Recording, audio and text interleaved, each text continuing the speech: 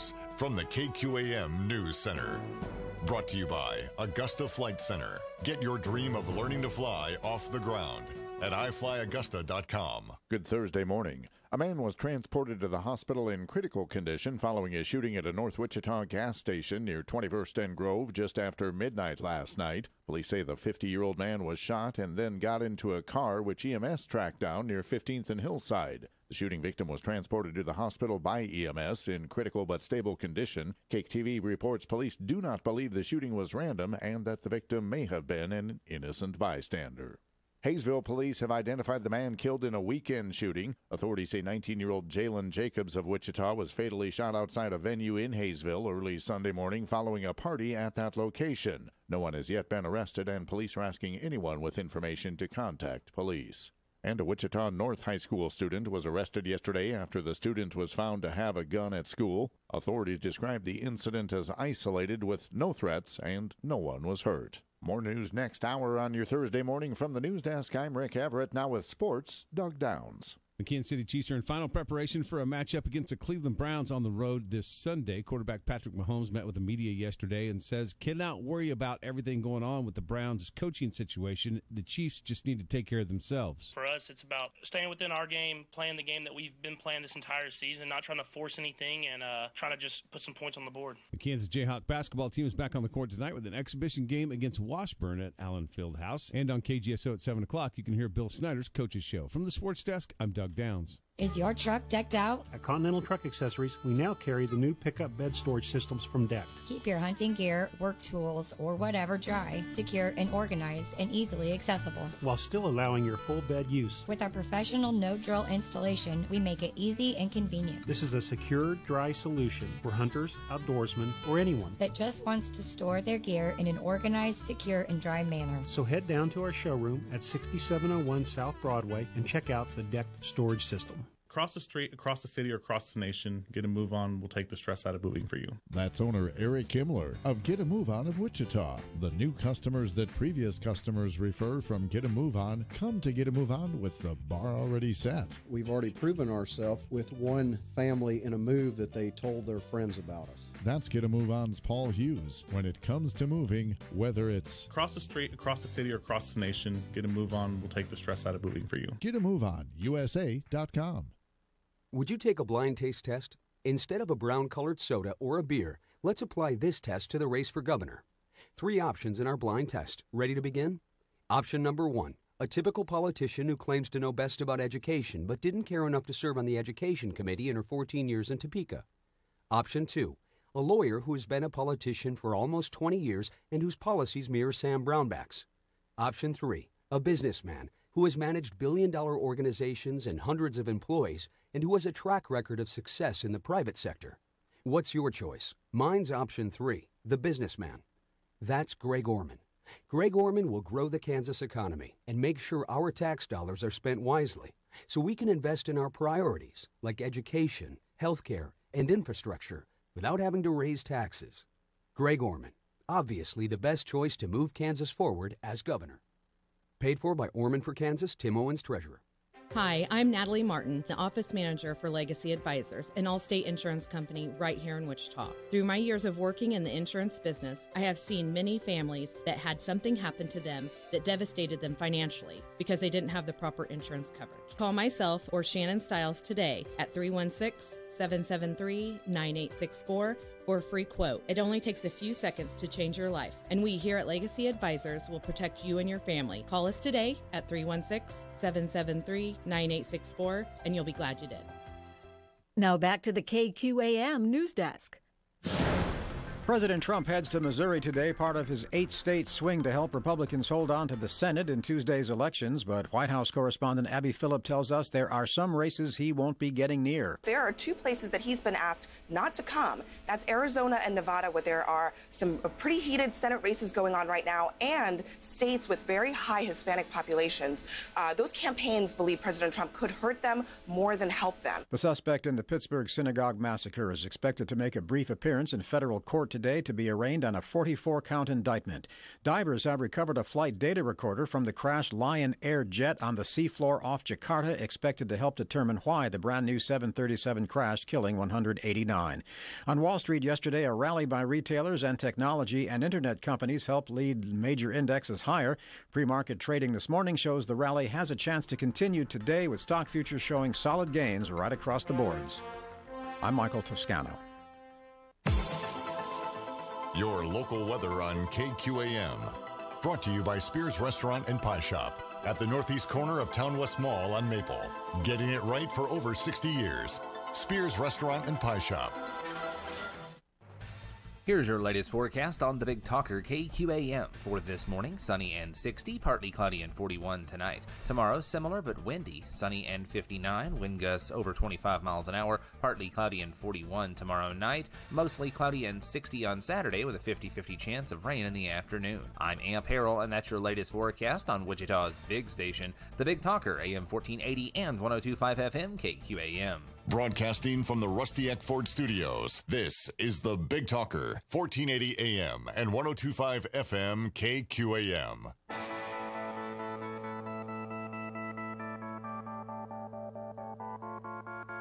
It's time for Reason. They want the endorsements because they don't want to look as radical as what they actually are. And the Republicans that are endorsing them, they are showing not as a member of the Republican Party, but as an individual who is so desperate to fit in with the fads, with the trends. It's the retro thing to do, man. And I'm the Republican that supports the Democrat who hates the Republican agenda. This is the latest campaign because they can't win any other way. This is the Voice of Reason with Andy Hoosier. Then I get on my knees and pray. We don't get fooled again. Don't get fooled again. Oh, that's what I'm talking about. Welcome into the Voice of Reason. Another day, another month. Can you believe it? We're already into November. Boy, oh boy, do we have a lot to get to in such a short amount of time, as we are officially less than a week away from Election Day. Let's see, today's Thursday. We have Friday. We have the weekend, and we have Monday, and then it is here. Many of you may be doing the early voting already. Still more numbers coming out. Record number voter turnout across the nation for Republicans and Democrats. Still up in the air. The media having their frenzy. What do we do? Who do we actually call this for? And it's so funny. We have to have the predictions. Have to have predictions to where we should already know the results before we even actually go and do the voting. That's where we're at. We're going to guess that this is going to be the number. We're going to see the blue wave. We're going to see all these Democrats winning left and right. And they have no idea. They really don't. They have no clue what's going to happen in this race. It's so up in the air right now. They have more money, but yet we have more enthusiasm. They try and say they have more enthusiasm, which I want to talk about here in just a minute, but they really don't. They really don't, which is why they have to bring in as many big guns as they possibly can. Now, we've done the same thing to an extent, but not nearly as many.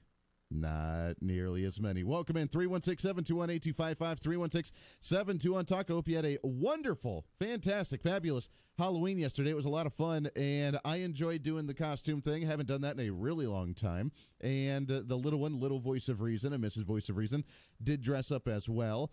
After the show, ended up doing the duties here, but we ended up going trick-or-treating a little bit.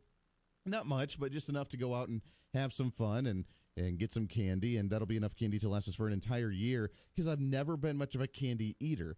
I've always been one that if I'm going to have a snack, I like to have, like, pizza or something, which is probably why I need to work on some things. But I always enjoy just the festivities of going out, and it was nice weather. That was the big thing. I don't get it. It drives me nuts, which is why I kind of fell out of the whole enthusiasm when I was a kid of trick-or-treating. It was because you get so excited, you put on a Halloween costume, you want everybody to see how cool your costume is, and then it's cold, and your parents are like, put on a jacket. Like, no. That totally defeats the whole purpose of having the costume, because it loses the effect of the cool costume if you got to put a jacket over the costume. But last night was beautiful. It was wonderful, and hopefully you got to enjoy it and have some fun as well. So we did that. It was a great time, and ready to be back and at it. Now we can focus, again, 100% on the upcoming election. Big show today. Really excited for it, and I want to hear from you today as well. 316-721-8255. We are still fighting some of the weird blocking on YouTube. Not really from the content really, but from the copyrighted material because we still play the music. So every day after the show, there's 2 or 3 blocks on there saying that, oh, you can't play that music, and then I have to dispute it, and it takes a long time. So if you're looking to try and watch the YouTube feed after the show is done, there's still some tweaks we're working on. We are working on what I may have to do, and it's just going to take more time for me, but I'm okay with doing that if that's what it takes, is every day after the show, then I have to go in and dispute the claims that they have on the feed as early as I can, so that way it releases it, at least while they're reviewing the dispute, and then you can actually view the feed. So we're still working on that a little bit. It really doesn't matter whether we do it through YouTube now or Facebook Live because both of them are trying to do this. So we're trying to figure that out. Talk about music agencies, good golly, trying to have the iron grip on this stuff. This is absolutely ridiculous and absurd.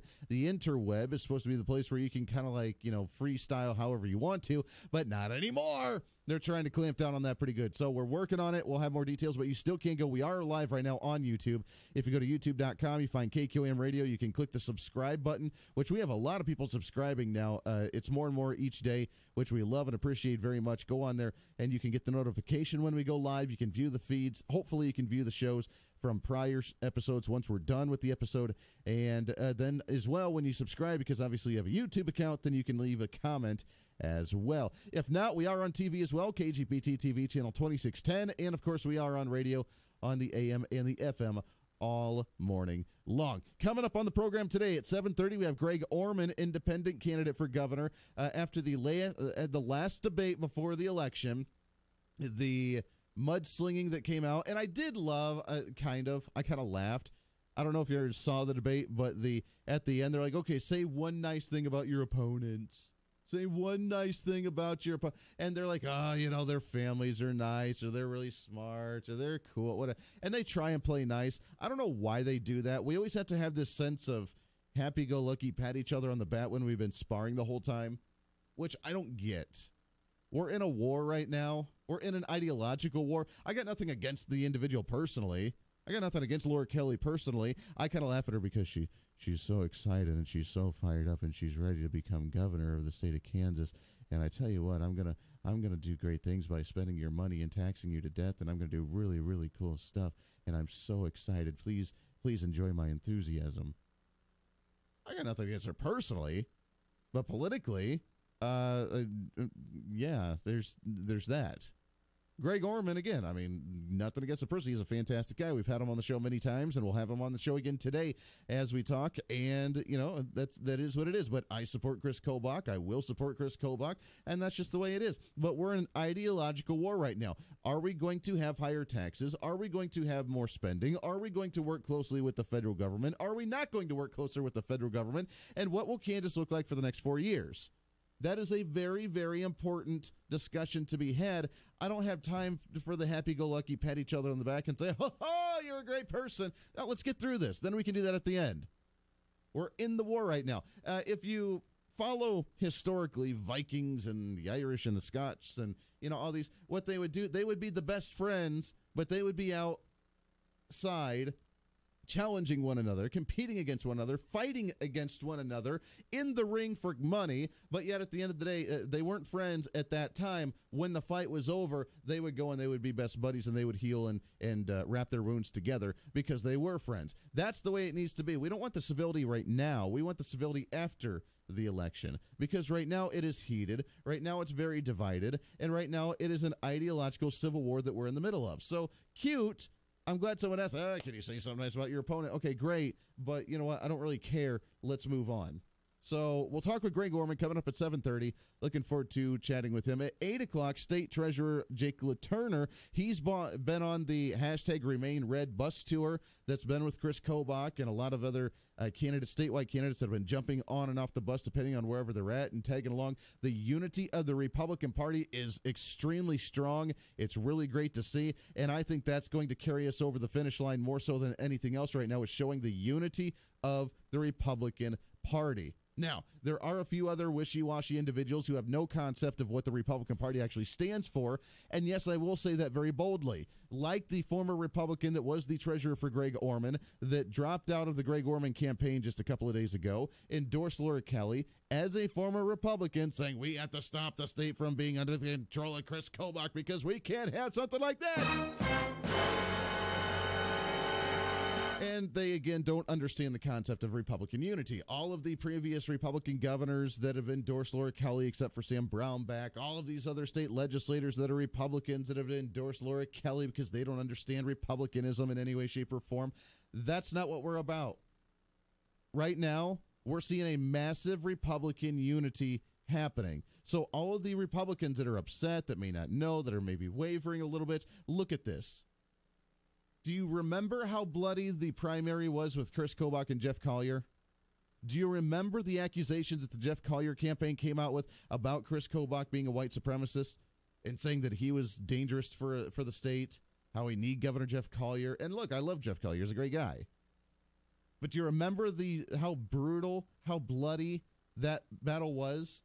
That's, again, the way it's supposed to be in a primary election. Now look at what's happening. Governor Jeff Collier on the hashtag Remain Red bus tour, traveling around the state of Kansas with Chris Kobach to promote him for governor. He's on the tour. He's united behind the Republican Party. He's working together. Lieutenant Governor Tracy Mann, same thing. He's on the bus, traveling with them. Lieutenant Governor Tracy Mann is one of the best guys I've seen in a really long time. He's an absolutely fantastic individual. Absolutely love him. We've talked with him many times on the show. I've got to meet him a few times when we did the Second Amendment rally up in Topeka that was hosted by Chris Kobach during the summer. I got to go and Tracy Mann allowed me to tour through his office at the Capitol. A really, really genuinely fantastic individual on the bus tour, traveling with the Remain Red bus tour. The enthusiasm of the Republicans are there. And let me tell you right now, if a member of the Republican Party, either elected official or a constituent and a voter, wavers and does not support Republicanism in this election, then they are not a Republican. Just plain and simple. They're not a Republican. There are different flavors of Republicanism, I get it, but now's the time for us to unite, as we've been trying to say for the last I don't know how many months. Unite, unite, unite. Beat each other up in the primary, be the best buds at the end of the day. That's what it's all about. Now, yesterday there was a rally that went on, and I didn't even know about it. The media tried to take a nice little jab at it, but Steve Bannon, the owner of Breitbart.com, the president of Breitbart.com, also a really good friend with Chris Kobach, as Chris Kobach writes for Breitbart, and Steve Bannon was the advisor, if you remember, for President Donald Trump. Now he's not doing that anymore, back just doing the Breitbart thing. He came to Kansas and came to Topeka yesterday and tried to rally a crowd. Here's the headline from the Wichita Eagle. Again, your bias is showing just a little bit. Steve Bannon slips into Kansas to fire up a Republican crowd, all 25 of them. 25 members, or 25 people showing up to listen to Steve Bannon.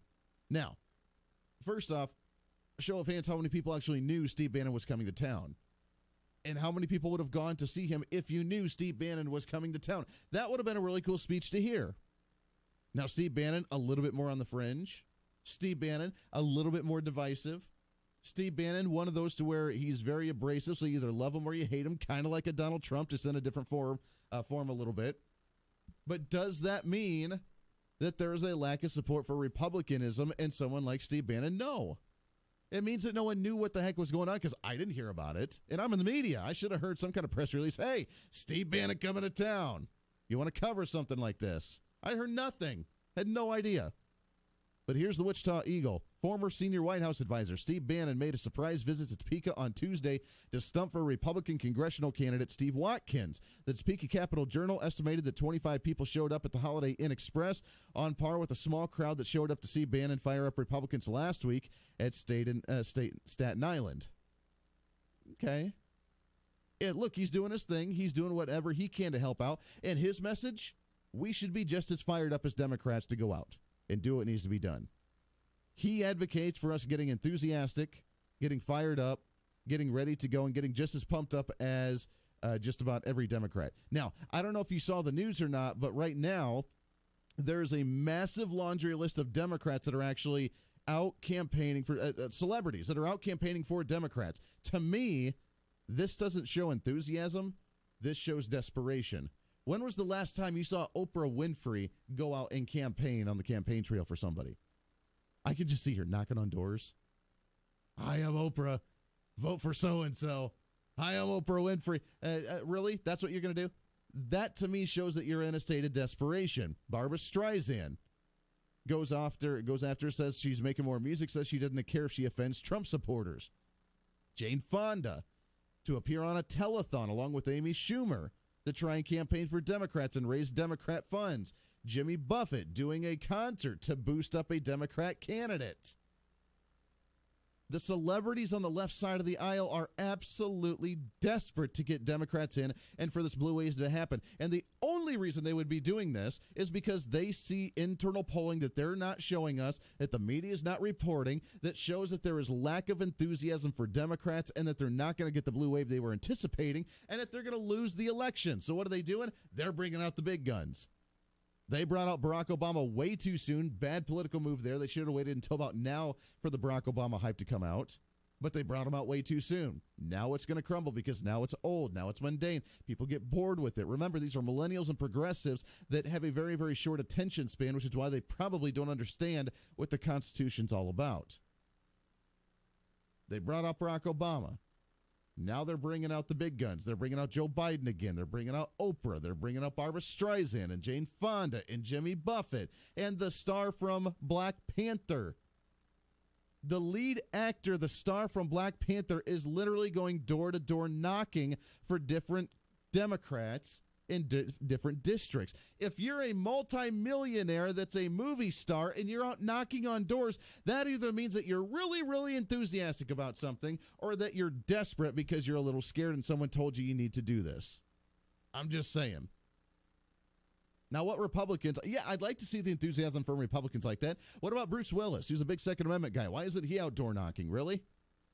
You sit back, you're like, really, Andy? Bruce Willis going to knock on doors? Yeah, that's what I'm talking about. What about Rush Limbaugh? What about Joe Pags or Mike Gallagher just saying, you know what, other than just doing the radio show, we need to do something more. Let's go out and do some door knocking. Make some phone calls. Do the phone banks. It's not going to happen. Why? Because we're already pumped up and excited. Because they're seeing polling. They're seeing something internally that we don't know about that makes them scared. And the DNC is panicky. They may have way more money.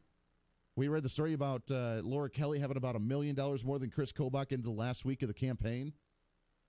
Up in Kevin Yoder's district with Sharice Davids, the Democrat, she has way more funds, mostly coming from out of state. But yet, guess what? Polling's still close. Kevin Yoder's actually ahead a little bit. Because it doesn't matter how much money you have. It doesn't matter who's campaigning for you. It's the message that you're portraying. And right now, the message from the Democrats is a losing campaign, is a losing message because they don't have one other than we want to reverse everything that's happening right now, and we hate you because you're a big meanie head. That's their campaign. It's not winning. And when we see the economy, when we see the GDP, when we see people going back to work, and we see the success that's happening under President Donald Trump, we're going to steer towards Donald Trump. This is going to be a Ronald Reagan-esque re-election campaign in the midterms with Republicans winning across the board at state levels and at federal levels, and it's all with and this will show, by the way, the lack of support that celebrities have. If they're out campaigning this hard for Democrats and they still lose, maybe that'll make them a little more level-headed. Maybe, just a little bit. I find it kind of fun. 23 minutes past the hour. We got a lot to get to today. We didn't get a chance to do it yesterday, but the birthright citizenship, that will be a discussion we're having today. We'll start that in just a little bit. We'll get your phone calls on that and more as we get closer and closer to Election Day, midterm elections, 2018, baby. This is going to be the Super Bowl beyond all Super Bowls right here, and it's going to happen here on KQAM. Stay here. You're listening to the Voice of Reason on the Mid-America Network.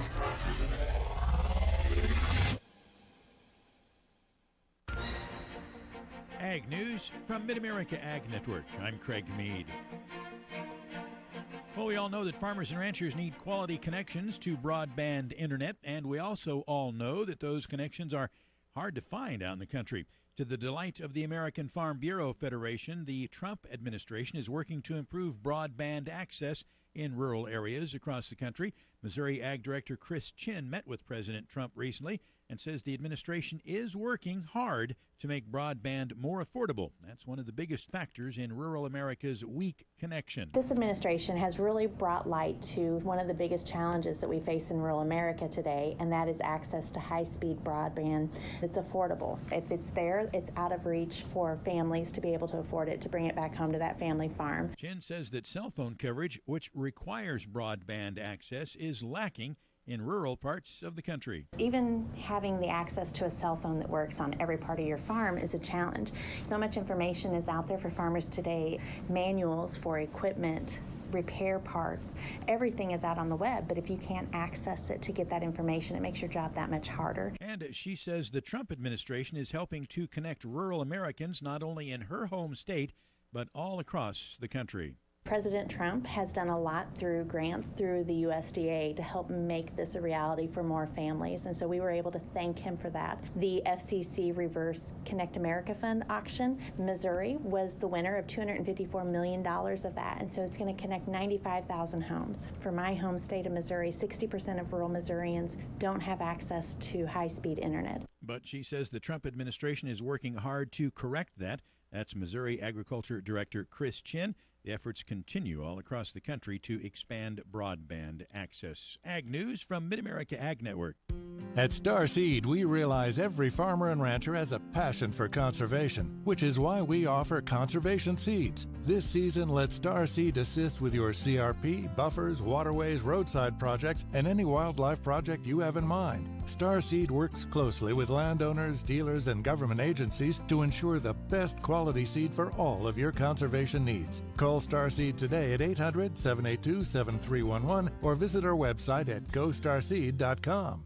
Hi, this is Steve Anthemides with Athena Jewelry. My dad opened the doors of our family jewelry business almost 50 years ago, and today we are the longest standing independent jewelry store in Wichita. People tell us we treat them like family, and in addition to a massive inventory, we take a lot of pride in creating unique, one-of-a-kind pieces, as well as same-day sizing and repair in most cases. So take this as my personal invitation to come see us, Athena Jewelry, 219 East Douglas in Wichita. The following alert is from the AARP Fraud Watch Network. Attention listeners, have you received your new Medicare card yet? Medicare is sending out new and safer cards that no longer have your Social Security number on them. But beware of callers claiming to be from Medicare who say you need to pay for your card. You need to verify your Social Security number, or you have a balance on your old card and they need your banking information to transfer it to you. These are all scams. All you need to do is wait for your free card to come in the mail. To learn how to protect yourself from frauds and scams, visit aarp.org/fraudwatchnetwork. Dr. Roger Marshall just got to Congress, but he's already getting results for Kansas agriculture. Regaining a seat at the table for Kansas on the Ag Committee, delivering on his promise. A lead negotiator on the Farm Bill, providing certainty and stability to Kansas farmers, ranchers, and rural banks. That's why the Kansas Farm Bureau, the Kansas Livestock Association, and every major agriculture group are behind Roger Marshall 100%. And so is Bob Dole. There are two kinds of people in Congress, the politicians and the leaders. And Roger Marshall is a leader. Roger rolls up his sleeves and goes to work for people in his district. Roger's a doer, not a talker, and Roger's kept every promise he's made. That's the right way to do it, and Roger Marshall is the right man for the job. Let's all keep him working for Kansas. I'm Roger Marshall, candidate for Congress, and I approve this message. Paid for by Kansans for Marshall.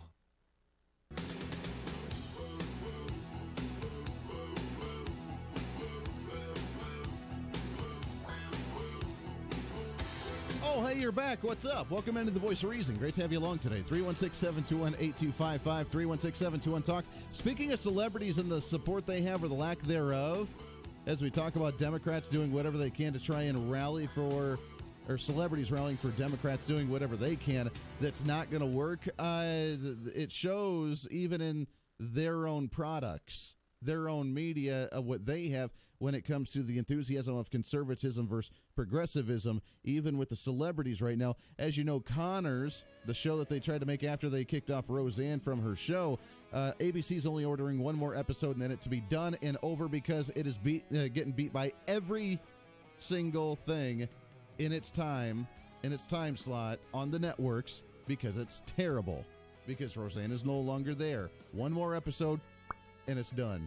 Roseanne probably getting a kick out of that. Again, conservatism prevailing because no one wants to watch garbage when you're liars because you're a crazy fraud network. Got to take a bottom of the hour break. Your phone calls when we come back. This is The Voice of Reason.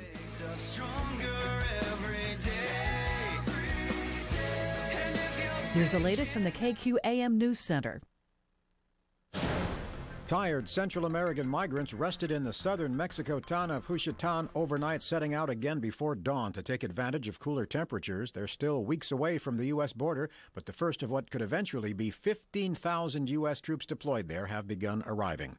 The suspect in the Pittsburgh synagogue massacre is expected in court today, even as mourners lay more victims to rest. More on today's funerals now from Jean Cazares. A married couple, Sylvan and Bernice Simon, 86 and 84 years old, are going to be laid rest together in their funeral. They have been married over 60 years, and their wedding announcement from 1956 in the Pittsburgh Post-Gazette shows that they were actually married at the Tree of Life. Divers scouring the Indonesian seafloor have recovered the flight data recorder from the crashed Lion Air jet. They're still looking for the cockpit voice recorder. Stock futures show the NASDAQ up 2%. I'm Michael Toscano. If you or someone you know is struggling with addiction, please call this toll-free number right now, 800-390-9528. That's 800-390-9528. By calling your addiction team, you're taking the first steps to recovery. The help you need could be one call away. 800-390-9528. Make the free call now. 800-390-9528. Your addiction team is a third-party advertiser for various treatment centers and placement networks. Individual results will vary. Visit youraddictionteam.com/terms for more information. The Epson EcoTank printer, available at your local Staples, comes with up to 2 years of ink right in the box. That's up to 2 years worth of reports and proposals. Up to 2 years of not running out of ink when you need to print 5 copies of a report for a meeting starting now. And during Staples printing event, save $50 on the Epson EcoTank 2750. Plus, trade in your old printer and get another $30 off. Up to 2 years worth of ink and no hassle printing. Now at Staples. Offer ends 11/3/18. Kansas Mid-America Network News. Good Thursday. A court filing says the county clerk in Kansas who moved Dodge City's only polling site to a facility outside city limits cannot add a second polling location before the upcoming midterm election. A federal judge will hear arguments today on the American Civil Liberty Union's request for an order forcing Ford County Clerk Deborah Cox to open a place in town where people can vote November 6th. U.S. Attorney Stephen McAllister is sending a member of his staff to observe in person the voting in Dodge City next Tuesday. Kansas Republican and gubernatorial candidate Chris Kobach is echoing President Donald Trump's assertion that Trump can deny U.S. citizenship to babies born to parents living in the country illegally. Kobach's comments yesterday in a Fox News television interview intensified a focus on immigration in the final days of a close governor's race in Kansas. Mid-America Network News. Christmas is coming and the goose is getting fat. Time to load up and head to Mound Ridge for the Christmas Arts and Craft Fair Saturday, November 17th, 9 a.m. to 2 p.m. at the Greer Auditorium. November 17th, 9 to 2 for the Mound Ridge Christmas Arts and Craft Fair. Would you take a blind taste test? Instead of a brown-colored soda or a beer, let's apply this test to the race for governor. 3 options in our blind test. Ready to begin? Option number 1. A typical politician who claims to know best about education but didn't care enough to serve on the education committee in her 14 years in Topeka. Option 2. A lawyer who has been a politician for almost 20 years and whose policies mirror Sam Brownback's. Option 3. A businessman who has managed billion-dollar organizations and hundreds of employees and who has a track record of success in the private sector. What's your choice? Mine's option 3, the businessman. That's Greg Orman. Greg Orman will grow the Kansas economy and make sure our tax dollars are spent wisely so we can invest in our priorities like education, healthcare, and infrastructure without having to raise taxes. Greg Orman, obviously the best choice to move Kansas forward as governor. Paid for by Orman for Kansas, Tim Owens, Treasurer. Christmas is coming and the goose is getting fat. Time to load up and head to Mound Ridge for the Christmas Arts and Craft Fair, Saturday, November 17th, 9 a.m. to 2 p.m. at the Greer Auditorium. November 17th, 9 to 2 for the Mound Ridge Christmas Arts and Craft Fair. Here's your latest forecast on the Big Talker KQAM. For this morning, sunny and 60, partly cloudy and 41 tonight. Tomorrow, similar but windy, sunny and 59, wind gusts over 25 miles an hour, partly cloudy and 41 tomorrow night, mostly cloudy and 60 on Saturday with a 50-50 chance of rain in the afternoon. I'm Amp Harrell, and that's your latest forecast on Wichita's big station, the Big Talker, AM 1480 and 102.5 FM KQAM.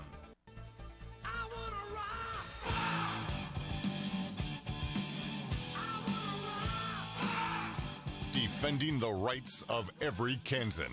I'm not being aggressive, I'm being dominant. This is the Voice of Reason with Andy Hoosier. That's what we do every morning. We advance conservatism, we rock, baby. That's what we do. Welcome into it. Good morning. Waking you up better than a cup of coffee, a shot of espresso, even an energy drink right here on the Voice of Reason. We love it. We enjoy it.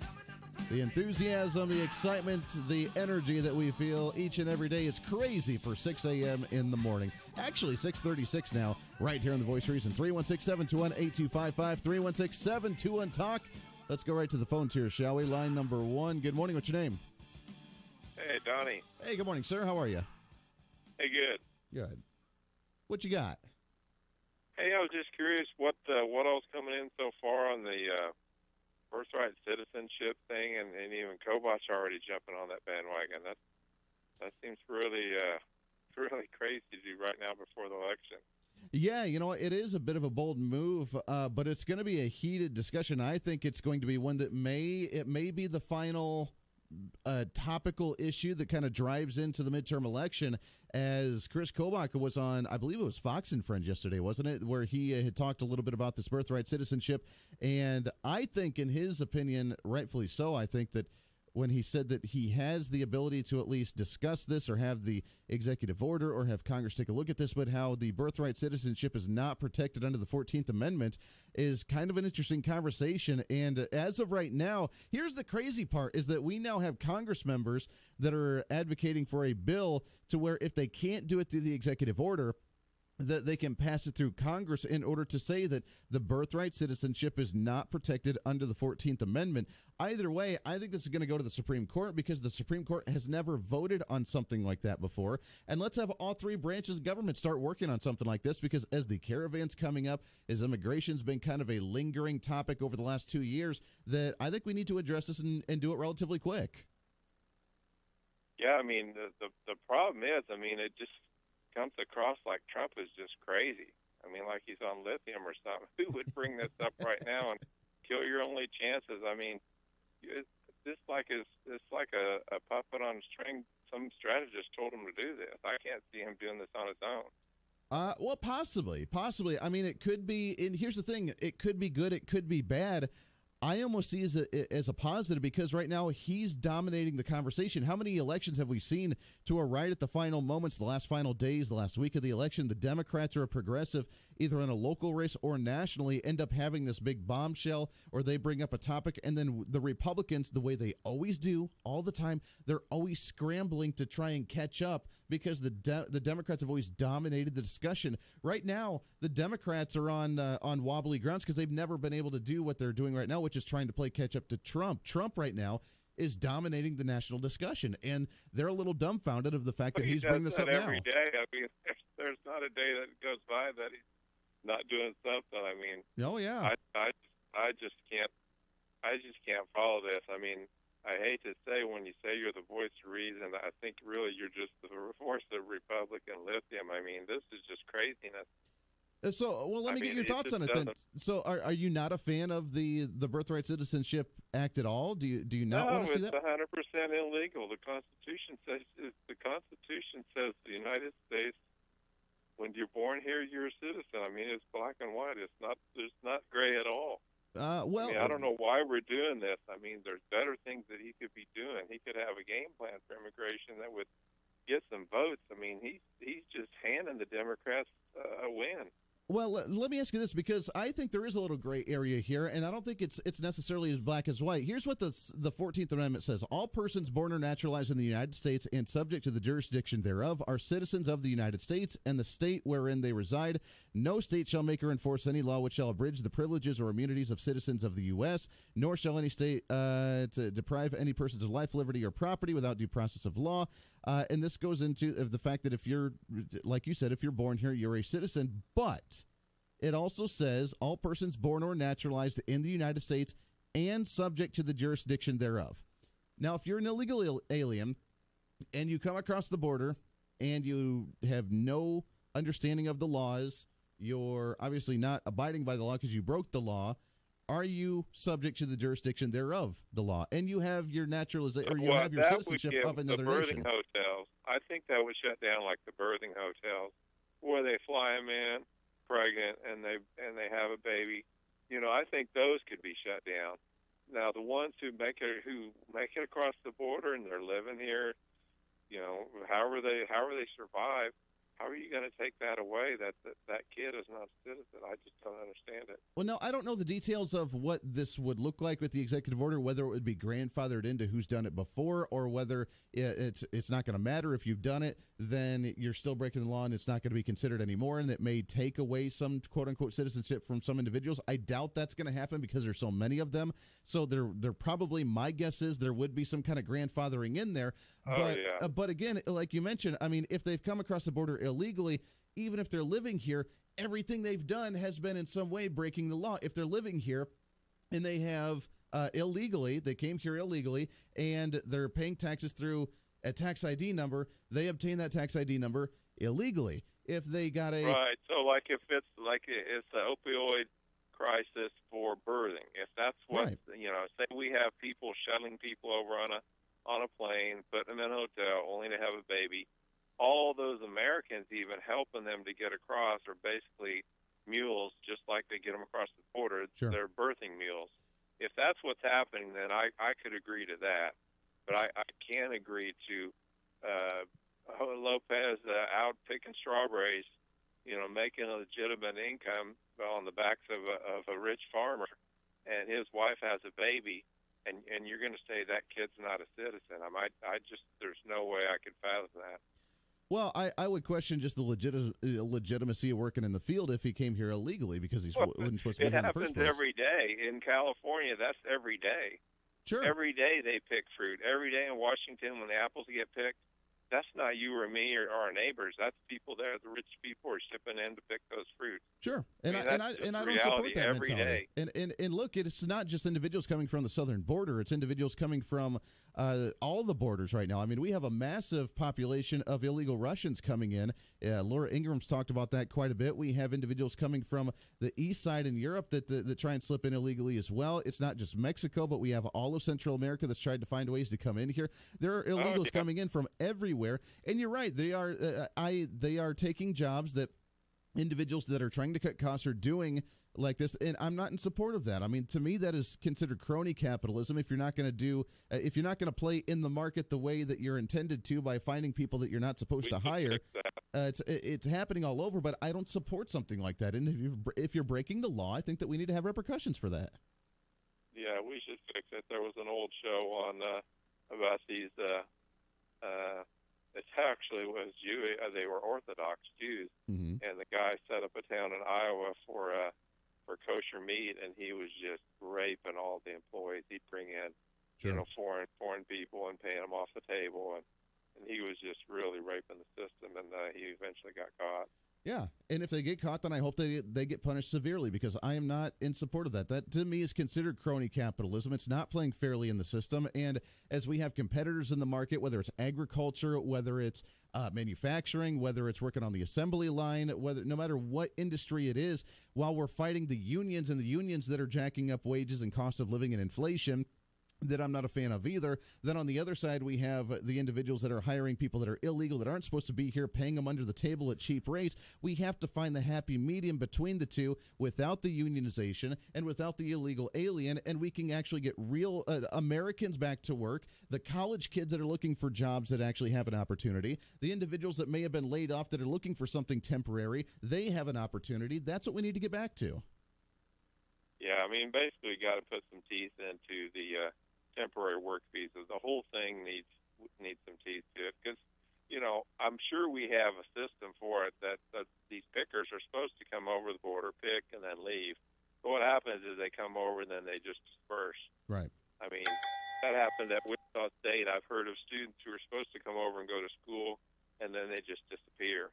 I mean, Oh, yeah, all over the place. No, you're right. No, I appreciate the call very much so. And look, I think that it is a little more muddy and grayed when it comes to the 14th Amendment, and I don't think that in any way, shape, or form that it's actually protecting individuals coming here illegally and having a child and saying that that's their anchor baby. They can now stay and the family has to stay and that sort of thing, because in whether they're just coming here first off and they're an illegal, they have their citizenship elsewhere, they came here, had a baby, and say, oh, here I am, or whether they've been here for 20 years illegally and they got their tax ID number illegally and they got an ID illegally and they purchased a vehicle illegally and they've broken the law every step of the way because they weren't supposed to be here. All of those cases means that they were not subject to the jurisdiction of the U.S. rule of law. And if they were not subject to that, that means that they are not protected as a U.S. citizen or someone who's been born on U.S. soil, therefore that they are not considered a U.S. citizen, nor is their child, because they've broken the law. So I don't see that. I mean, we have to read through the entire part of the 14th Amendment that all persons born or naturalized in the U.S. and the second part of it, and are subject to the jurisdiction thereof. If you're breaking the law, you're not subject to the jurisdiction, therefore you're not considered a citizen.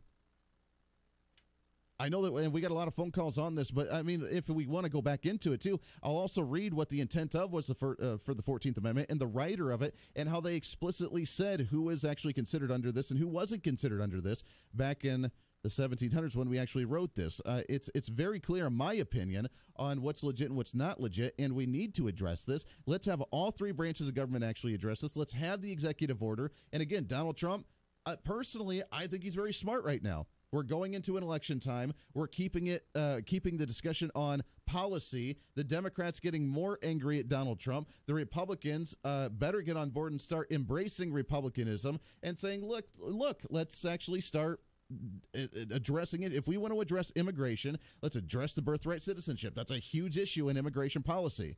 Let's address it. Let's make it happen. Let's run on a campaign and say, hey, if we get in again, if we have the majority in Congress, we're going to deal with this. We're going to take care of this.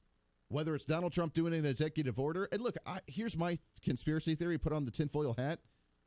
I think that he's doing this with the intent to drive it to the Supreme Court. There's my theory. The Democrats despise this. Some Republicans despise this. Oh, you can't do that. It's unconstitutional to have an executive order to change the Constitution. He's not changing the Constitution. He's changing his interpretation of what we've had as an interpretation of the Constitution that no one has judged, the courts have not judged on. He's not changing anything. He's the executive branch saying this is the way I'm going to enforce the law based on my interpretation of it. He's not changing anything, but he knows. I think he's smarter than we give him credit for. Like usual, he knows that people are going to be upset about this. He knows the progressives are going to lose their minds on this. They're going to take it to court. They're going to go to the Supreme Court. And guess what? We just stacked the Supreme Court with semi-conservatives on there. They're going to judge in our favor mostly, or at least we anticipate to do so, saying, yeah, you know what? We've never made a ruling on this. Here's our opinion on this. Yeah, they're not protected under the 14th Amendment. Now you can start your reform.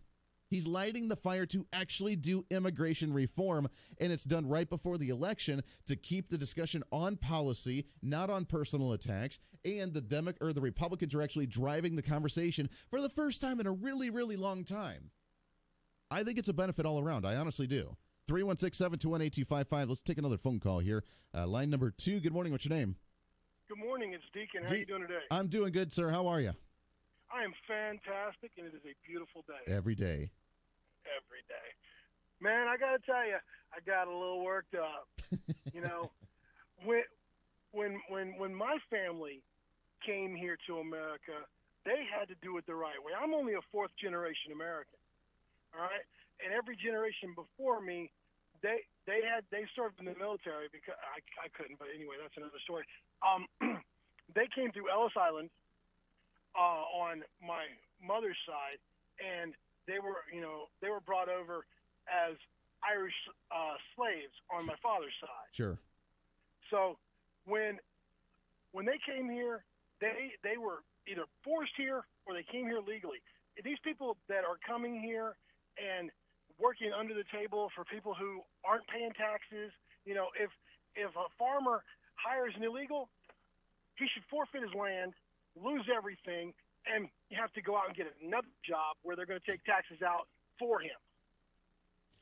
Well, I mean, there definitely needs to be some punishment. Now, this has been brought up in some of the debates for the governorship as well, and Greg Orman had made this comment about how there are so many on the western part of the state in Garden City and everybody in agriculture, even in Kansas, to where this happens. And if we crack down on immigration as much as Chris Kobach wants to, then every business and every farmer in the western part of the state would shut down and close. And look, I get it's a crazy industry right now, but I think that we can still find workers and helpers between college kids, between your own kids, between the neighboring kids, between people that are looking for jobs or whatever. We can find work that doesn't involve breaking the law and hiring illegal aliens. Or we can, let's start reforming the work visas to bring people in here temporarily where we can still get a cheaper wage-ish, but they're doing it legally.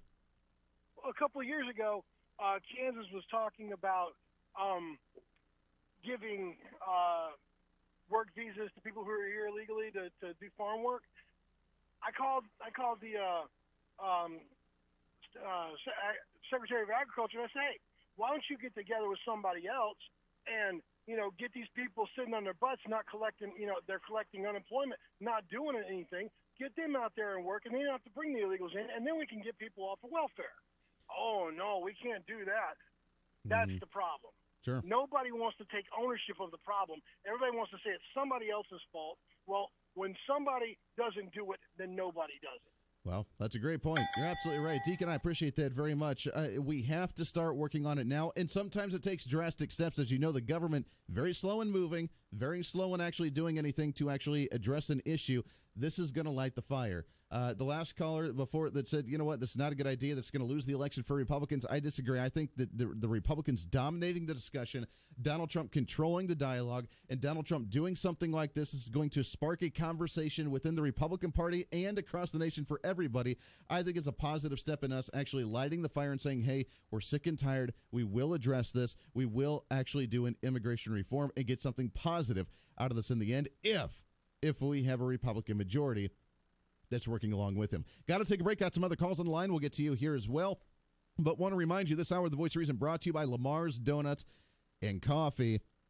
It's time to be a star on your way to work and pick up a dozen donuts from Lamar's. Great way to start each and every morning. We love it as well here. 3 locations just south of Rock and K96. One at Tyler and Mays, one at East on Harry on the side of Hillside. Try them. You'll definitely like them. Lamar's Donuts and Coffee. Also online at lamars.com. Go check them out today as you're starting off your morning here on a Thursday. 8 minutes at the top of the hour. We'll take some more calls when we come back right here on The Voice of Reason. You're listening to The Voice of Reason on the Mid-America Network.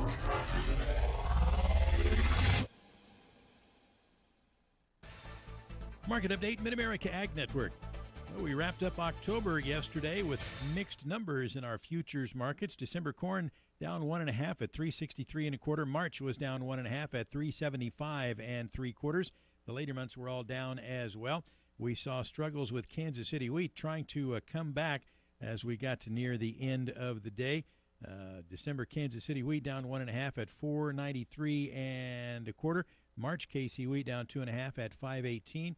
We saw some negativity in Chicago and Minneapolis wheat as well. Soybeans started off on the wrong foot Wednesday, but then turned around and finished a little better. November beans up 5.5 at 839. January beans up 4 3/4 at 851 3/4. Each of the later months was up by 4 cents or more. December soybean meal was up $1.30 at 306.40. January bean meal was up $1.10 at 308.20. So positives there. Soy oil finished in positive territory. December up 2 points at 28.02. January up 2 points at 28.24. So things finished well in the soy complex, but we had issues with corn and with Kansas City wheat. Livestock numbers mixed as well, but the cattle were mostly higher. December live cattle up 15 at 116.95. February down a dime at 122.20, but most of the later months were in the green. November feeder cattle up 130 at 153.47. January up 202 at 150.12. So a positive day for the most part in cattle. Hogs seem to be the issue. December hogs down 55 at 58.45. February hogs were down 162 at 65.32. So kind of a tough go for hogs, but we saw some positives with cattle. Cotton, not so much. December cotton down 4 points at 76.86, while March was down 6 points at 78.30. So mixed numbers as we wrapped up Wednesday. Market update from Mid-America Ag Network. It's a new era of NASCAR excitement. Chase Elliott, your leader. Joey Logano right on the back bumper. The Monster Energy NASCAR Cup Series. Eric Jones able to break away by a car length and a half. Featuring the world's best drivers. Kevin Harvick still trying to catch Jimmy Johnson. Fighting for the biggest prize in racing. And he is your champ. The Monster Energy NASCAR Cup Series on the Motor Racing Network. NASCAR on KQAM. Brought to you in part by Kennedy Tire and Auto Care Center. Old Man Winter is knocking, and soon it could be as cold in your house as it is outside from the air coming through your windows. Now's the time to call Myers Exterior Products for your free estimate on new replacement windows. Did you know 10 to 25% of your heat can be lost out of your old windows? Don't let that happen to you this winter. Call 944-1024. Myers Exterior Products. Call 944-1024. Call 944-1024. Solid values, broad experience, and judicial temperament, critical for judges, and why you should vote for Republican Roger Woods for judge in Sedgwick County Division 7. Roger Woods has a record of protecting the constitutional rights of citizens, both inside and outside the courtroom.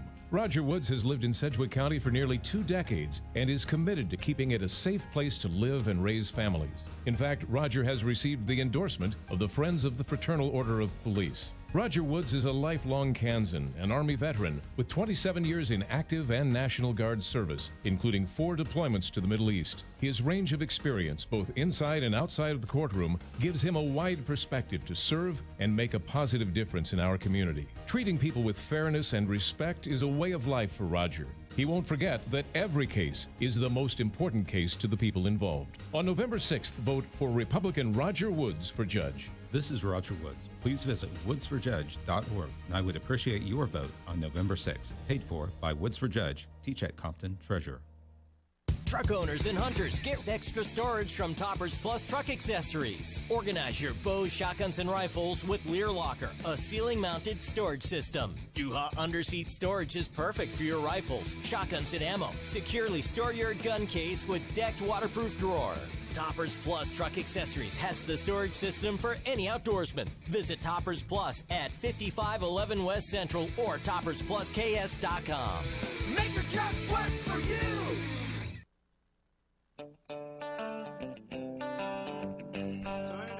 3 minutes at the top of the hour. Welcome back into the Voice of Reason, wrapping up hour number 1. Can you believe it? It goes by way too fast. Let's take a phone call here as we wrap this one up. Line number 3. Good morning. What's your name? This is Helen. Hey, good morning, Helen. How are you? I'm doing just great. Well, I'm so glad that Trump is being a champion for this, protecting our nation against illegal immigrants and what do they call them? Anchor babies? Sure. So people keep forgetting or ignoring the Amendment number 7. It says that in suits at common law. Well, our common law comes from the Holy Bible, and the Holy Bible plainly says that Deuteronomy 27:17, cursed be he that removeth his neighbor's landmark, his borders, boundary lines, territories, or whatever, and all the people shall say amen. Well, why aren't most people saying amen to this? You know, gosh, yes. We got to stop these anchor babies and these people coming here illegally and trying to claim citizenship because they remove our landmarks. Well, you're right. And look, I don't know how many people or how many other nations or how many people actually believe that it's a good idea for other nations to actually say, yeah, you know what, let's just let somebody come in across our border when they're not supposed to, break the law illegally, have a baby, and then say, well, I guess we can't let you go home. I guess we have to keep you here. No other nation does that, and it's really, really silly to think that that's actually a good idea. Hour number 2, The Voice of Reason, coming up. Stay here. You all know Paul at Riverside Cafe, and I was by and saw a sign that said pick any 4 for $4 for breakfast. I said, Paul, that's a heck of a deal. He said, well, yes it is. Pick any 4. Sausage link, hash brown, slice of bacon, 3 silver dollar pancakes, quarter biscuit with gravy, a sausage patty, slice of buttered toast, any 4 for only $4. It is kind of an early bird special from 6 to 9 every day. The pick 4 for $4 at Riverside Cafe.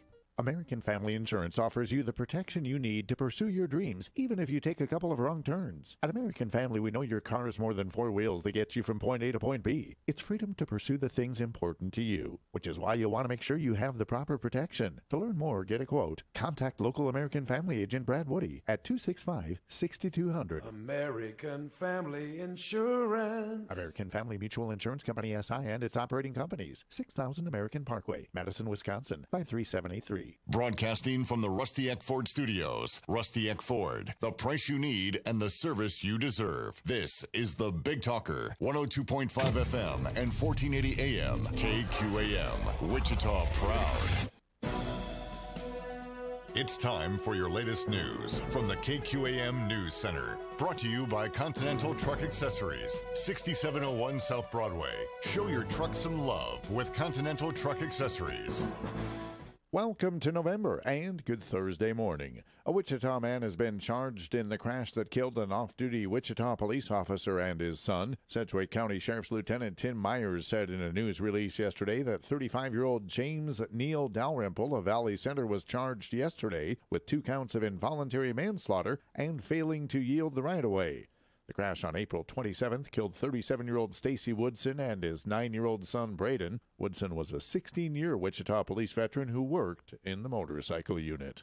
A man was transported to the hospital in critical condition following a shooting at a North Wichita gas station near 21st and Grove just after midnight last night. Police say the 50-year-old man was shot and then got into a car, which EMS tracked down near 15th and Hillside. Cake TV reports the shooting victim was transported to the hospital by EMS in critical but stable condition. Police do not believe the shooting was random and that the victim may have been just an innocent bystander. Authorities in Hayesville have identified the man killed in a weekend shooting. Police say 19-year-old Jalen Jacobs of Wichita was fatally shot outside a venue in Hayesville early Sunday morning following a party at that location. No one has been arrested. Cake TV reports police are asking anyone who may have been at the party or who has information to contact police. If you've ever wondered how one of those drug take-back days has worked in our community, here's some information for you. People across Sedgwick County surrendered more than 1,700 pounds of unused or unwanted medications last Saturday. It was part of the national drug take-back event. Volunteers and law enforcement collected expired, unwanted prescriptions, and over-the-counter medications so they could be safely disposed of. A Wichita North High student arrested yesterday after the student was found to have a gun at school. Authorities described the incident as isolated with no threats, and no one was hurt. I'm Rick Everett. Now sports. The Kansas City Chiefs are in final preparation to play the Cleveland Browns this Sunday for a noon kickoff in Cleveland. Coach Andy Reid says even though there's a lot of changes with the Browns, they still have a very good team that they have to deal with. We know there's talent there and coaching there. So it's what we do is we focus in on the process of getting ready to play that football team and eliminate all those other things. The Kansas State Wildcats will look to get on the winning way this weekend against TCU. You can catch Bill Snyder's Coaches Show tonight, 7 o'clock on KGSO. From the Sports Desk, I'm Doug Downs. At Starseed, we're dedicated to providing our customers premium quality products and the sudden service they deserve. We've offered a diverse lineup of high-yielding seed for decades. We pride ourselves on flexibility, promptness, and superior products. Starseed is the one stop for all of your seed needs. Don't forget to ask about our custom blend packages. Call Starseed today at 800-782-7311 or visit our website at gostarseed.com. Hey, did you see my engagement ring? Oh my gosh, where did he get that? Athena Jewelry at 219 East Douglas in Wichita. They have everything from watches like Citizen, Seiko, Bulova, custom-made engagement rings, diamond-stud earrings, custom-designed jewelry. That is fantastic. How do I get a hold of them? You can visit them at 219 East Douglas, or you can call them at 267-0205. Well, why hasn't my boyfriend gone there? Athena Jewelry, 219 East Douglas. Plan ahead for a comfortable and safe winter by contacting Propane Central today. They'll conduct a free comprehensive check of your gas system and fill your tank and set you up with the payment and delivery options that meet your needs. Experience worry-free propane only from Propane Central. Give them a call at 316-744-6722. Again, that's 316-744-6722, or visit their website at propanecentral.com. Propane Central, the best value in propane. The latest news from the Big Talker, KQAM. Tired Central American migrants rested in the southern Mexico town of Juchitán overnight, setting out again before dawn to take advantage of cooler temperatures. They're still weeks away from the U.S. border, but the first of what could eventually be 15,000 U.S. troops deployed there have begun arriving. The suspect in the Pittsburgh synagogue massacre is expected in court today, even as mourners lay more victims to rest. More on today's funerals now from Jean Cazares. A married couple, Sylvan and Bernice Simon, 86 and 84 years old, are going to be laid rest together in their funeral. They have been married over 60 years, and their wedding announcement from 1956 in the Pittsburgh Post-Gazette shows that they were actually married at the Tree of Life. Divers scouring the Indonesian seafloor have recovered the flight data recorder from the crashed Lion Air jet. They're still looking for the cockpit voice recorder. Stock futures show the Nasdaq up 2%. I'm Michael Toscano.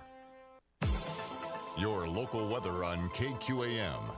Brought to you by Maximum Outdoor Equipment. All equipment outdoors, from lawnmowers to snowblowers. Just south of Kellogg on West Street and online at MaximumOutdoor.com.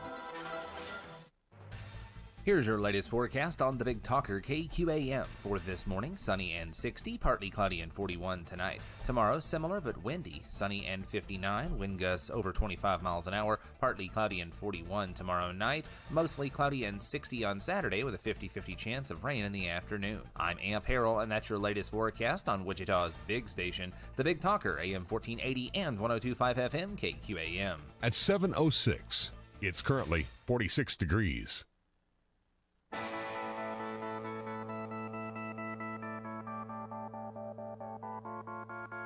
It's time for Reason. They want the endorsements because they don't want to look as radical as what they actually are. And the Republicans that are endorsing them, they are showing not as a member of the Republican Party, but as an individual who is so desperate to fit in with the fads, with the trends. It's the retro thing to do, man.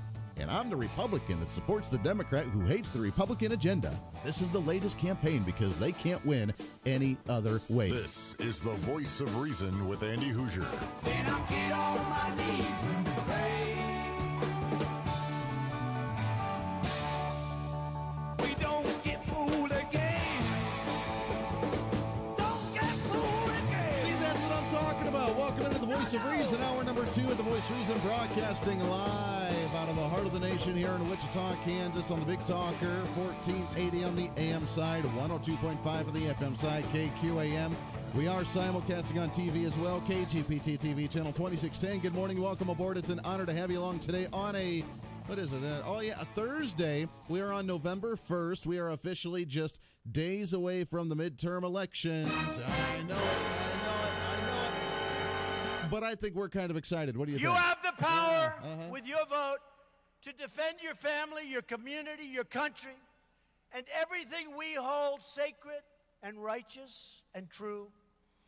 Loyal citizens like you help build this country, and together we are taking back our country, returning power to everyday great American patriots. You know what? We don't need celebrities campaigning for us left and right. As we read in the last hour, there are numerous amount of Democrat celebrities thinking that they have some type of influence. You heard, what's her face? You heard the country singer, the girl, or wannabe country singer, the girl that, I don't know, I don't listen to her music. She said that she could change Tennessee all by herself if she really wanted to, by saying if she would have endorsed Hillary Clinton, if she would have encouraged people to go and vote, she herself single-handedly could have turned that state blue. Then you see Oprah out there trying to go to rallies in Georgia. Then you see Barbra Streisand saying that she's going to make new music to rip on Trump supporters and that she doesn't care if it's offensive. Jane Fonda and Amy Schumer are going on telethons trying to rally for Democrats. You see the star of Black Panther actually doing door-to-door knocking and campaigning. Jimmy Buffett doing concerts for benefits for Democrats. The celebrities are desperate. They're desperate to get into power. They're desperate because they don't see the actual movement that they thought they would see, and the blue wave just isn't happening because the Republicans are controlling the dialogue. Look, all it is control. Control, and I'm not talking about the bad kind of control. I'm talking about control of the discussion and the dialogue. When we control the discussion, they're having to respond. When was the last time that's actually happened? When was the last time that Republicans were dominating the discussion and Democrats were having to respond? It doesn't matter what the discussion is. It's the fact that we dominate it. Even whether it's here locally or whether it's federally, for the longest time, Democrats have controlled it. They set the tone. They set the dialogue. They're the ones that set the discussion. They're the ones that brought up random topics. And then we had to spend the time recovering and saying, okay, how do we respond to this? What's the proper way to respond? What do we do here? Do we go along with it? Do we keep our mouths shut? Do we respond appropriately? Do we go after them? Because then we sound like a bunch of jerks when we do. But now we're the ones, and Donald Trump's the one doing it. Hey, I'm getting rid of birthright citizenship, baby. I'm getting rid of it. I'm going to do an executive order because they're not protected. Now, first off, you can look at the basic commonality, and we'll get to the Constitution in a second because that's really what it boils down to. But let's just look at this as a commonsensical form. Should someone who has broken the law and come here illegally have the right to have a baby, then poof, okay, that kid's a citizen now, so I can't go anywhere because, you know what, hey, they're stuck here, so am I now. Guess I'm staying. What nation in their right mind would think that is a good idea in any way, even if they are law-abiding, other than breaking the law by coming here illegally, but if they're law-abiding other than that, wanting to make a better life for themselves, if they cut the line, if they've broken the most fundamental law that we have as a nation, you cannot have any other law. Think about it. You cannot have any other law as a nation, not a single one, if you break the most important fundamental one, that is having the right to be here in the first place. The right to citizenship, the right to naturalization, the right to become a U.S. citizen, and that process that it takes. Now, should we reform the process to make it a little bit easier? Well, that's up for discussion. Sure, let's address it. Let's talk about the issues. Let's talk about the process it takes. Let's talk about the difficulty or the cost or whatever. Let's talk about it. But you're trying to go through the process. But if you don't follow the most basic, fundamental, simple law that is be a U.S. citizen, everything else fails, and it doesn't matter after that. It really doesn't. You get a car, you're doing that when you're not supposed to. You get an ID, you've broken the law to get that ID. You're trying to work and pay taxes, you're doing that illegally because how are you paying taxes? You have a tax ID number or a social security number or something. If you're here illegally, that means you got that illegally as well. Everything you do, you have now broken the law because of that one single action at the very beginning. That's the most important part to it. And having a baby here and saying, oh, there we go, U.S. citizen. No, that's not the case. No other nation does that, and it's stupid to think that that's okay. Now, again, I want to read you the 14th Amendment. All persons born or naturalized in the United States and subject to the jurisdiction thereof are citizens of the U.S. and the state wherein they reside. No state shall make any or enforce any law which shall abridge the privileges or immunities of citizens of the United States. If you have a right to be here and you're a U.S. citizen, then no law can be made to restrict your freedoms and liberties and rights for you as a practicing U.S. citizen. Here's the catch. We read that and we say, all persons born or naturalized. I mean, if you're born here, end of story, you're born here. That's not the case in any way, shape, or form. You forget to read the second half of the sentence. All persons born or naturalized in the United States and subject to the jurisdiction thereof. If you are not a U.S. citizen, you still have your citizenship in another country. You broke the most fundamental, basic first rule that you can possibly in the country, which is be here legally. that makes everything else crumble. The domino effect that goes after that, everything you do here is against the law because you're not supposed to do it in the first place. That means you are not subject to the jurisdiction thereof. You are not abiding by the jurisdiction of the U.S. rule of law. Period. End of story. Now, how we go about addressing this is up for discussion. Should it be an executive order? I'm not a big fan of executive orders.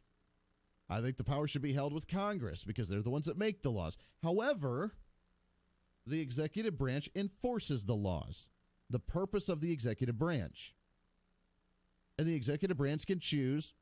They shouldn't have that ability, but we have a law in the books. You're supposed to enforce it. It shouldn't be just kind of a whim of, I want to enforce this one, I want to enforce this one. That would happen with Barack Obama and with many presidents prior to that as well. Of, you know what, I don't like that law. We're just not going to enforce it. It's there. I'm just going to look the other way and kind of let it go. That's how we got to the immigration situation that we're in today. Yeah, catch and release. Yeah, just let them do their thing. Yeah, I'm not too worried about it. Whatevs. It's cool. The lack of enforcement from the Obama administration in immigration. So now Donald Trump's saying, you know what? I'm going to do an executive order. I'm going to choose to enforce this because, well, you're not a citizen.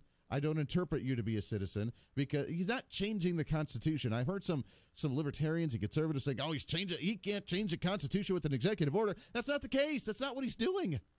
He's just choosing to enforce it in a different way as the leader of the executive branch. I choose to enforce the fact that you are not subject to my jurisdiction, and therefore you are not a U.S. citizen, and therefore your anchor baby is not going to keep you here. Therefore, you and your child need to go back to wherever you came from. Now, I would like to see personally a lack of grandfathering into the system because I think they always say, remember your parents, your grandparents when you were a kid, they always say that it's going to come back to get you sometime. Remember, they always used to say this, that no matter what you do, that actions have consequences, and whether it's immediate or whether it's long-term, eventually you're going to get what's coming to you because of the fact that you did something wrong. It's going to come back to bite you. You better be careful. It's going to come back to get you now. I don't know if they had the accent or not, but that's what they used to say. Because actions have consequences. So I would not like to see a grandfathering in. I don't care if you've been here for 20 years illegally, and all of a sudden you have a kid, and then you're like, well, I'll just stick around here anyways. I don't care. You broke the law. There needs to be consequences for that, in my humble opinion. Now, is that going to happen realistically? No, it's not going to happen realistically. We need to look at reality here, and there's going to be some kind of grandfathering in. We don't know the details yet.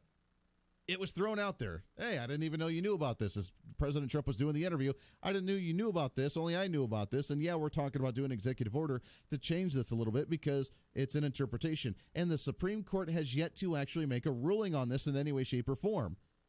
And since they haven't, instead of going under the current event trends, the hipster way to think about it today is whatever's retro today, and just assuming that's the interpretation, let's actually look at the original interpretation of this.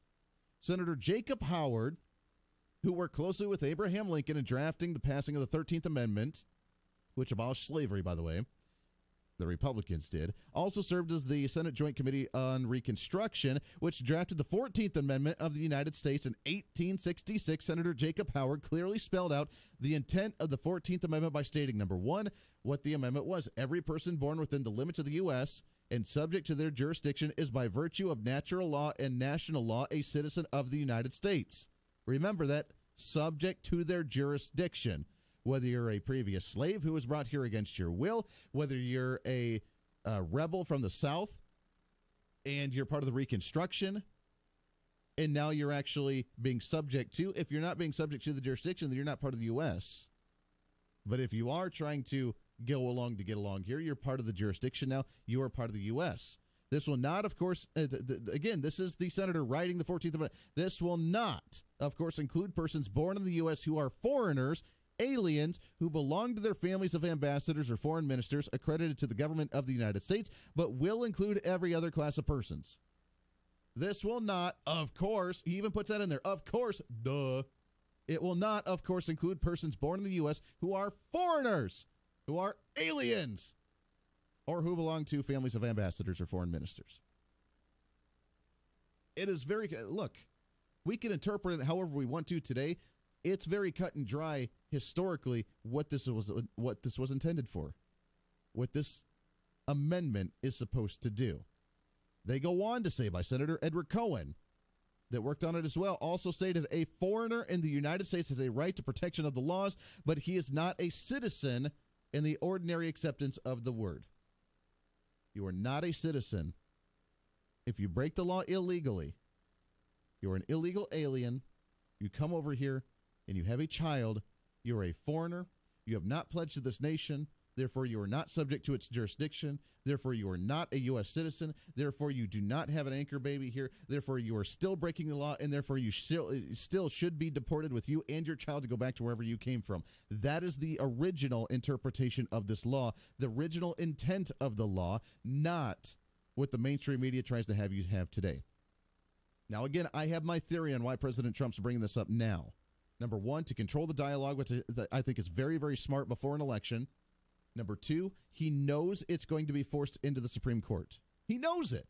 He's doing that intentionally. He's a smart guy. Or he's not the dummy like the media portrays or like we think sometimes because, well, he's just a crazy guy on Twitter going mad at it.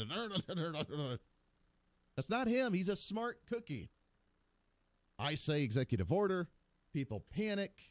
Things are happening. They're going to force me into a lawsuit. We go into the U.S. Supreme Court. The U.S. Supreme Court judges on this. They read this stuff. We have a conservative Supreme Court for the most part right now. We're going to get a proper dealing on this. It's not the executive order that's going to happen. It's going to be the discussion that makes the Supreme Court make a judgment on it and make Congress act on it. That's the purpose of him bringing this up now.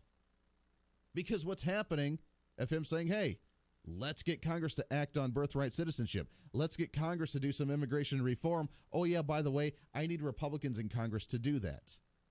And I have to say, the guy leading this again, shock factor here. Shock factor here. The guy that's introducing legislation to end the birthright citizenship through Congress, Senator Lindsey Graham. The wishy-washy, crazy mod Republican who's hated conservatives for a really long time, all of a sudden coming out in defense of Kavanaugh with a very heartfelt, emotional rant. Lindsey Graham coming out, according to MSN.com, Graham to introduce legislation to end birthright citizenship.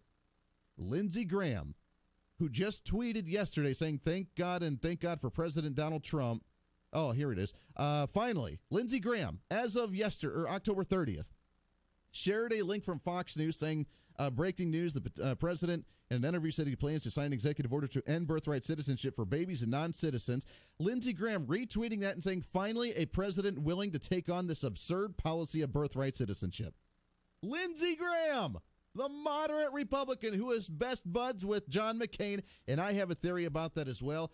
I think that John McCain was such a bully, such a jerk, and such an angry, bitter old man that Lindsey Graham being friends with him was tied to whatever John McCain did. John McCain was kind of the leader of the Rat Pack.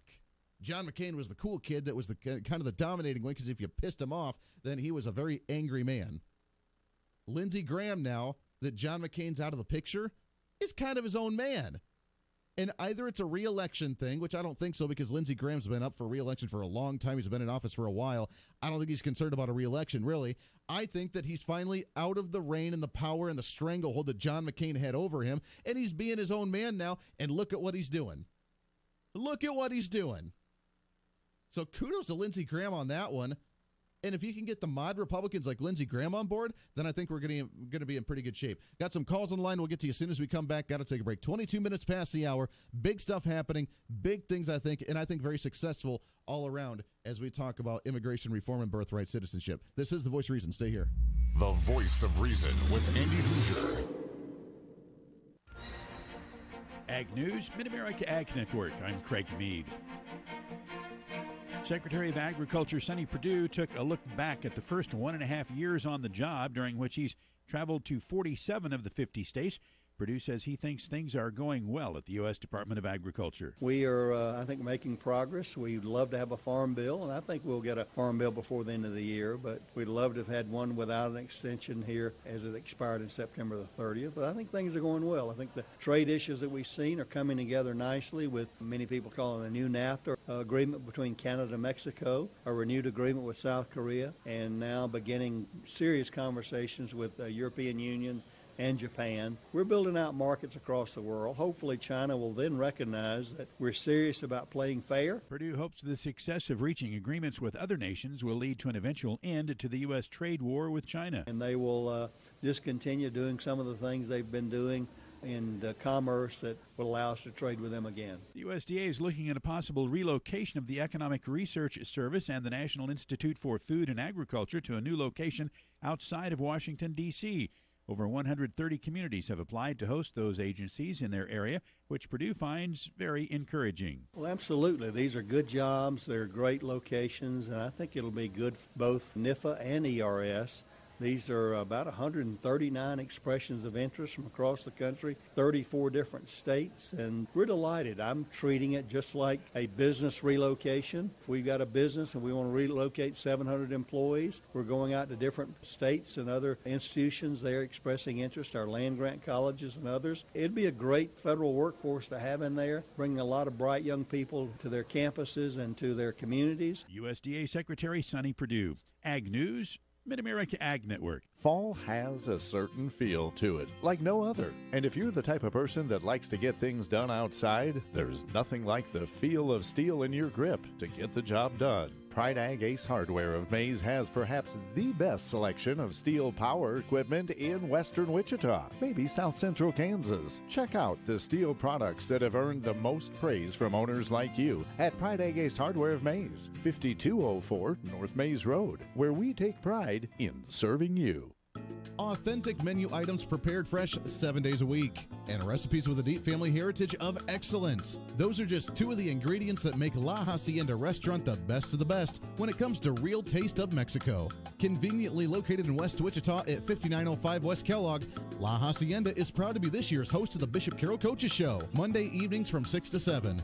Daily menu or drink specials and dinner-friendly hours beginning at 11 a.m. daily. The real taste of Mexico, La Hacienda, 5905 West Kellogg. Good morning. This is Kerry at the El Dorado Livestock Auction. This week we'll have a good run of cattle. We'll have between 800 and 1,000 head of cattle this week. A couple of our featured consignments would be 35 head of black whiteface and red whiteface steers. We'll be weighing 600 to 650 pounds. And then we'll have a group of 30 cows and 20 calves that'll be here this week. That's a disbursement sale. The cows will be bred to black bulls, and they'll be calving here in the spring. The calves will be weaned calves that are off of these cows. If you have any consignments you'd like to give us a call at 316-320-3212. And if you'd like to see a complete consignment list or anything else about upcoming events at the barn, you can check out our website, www.eldorado.livestock.com.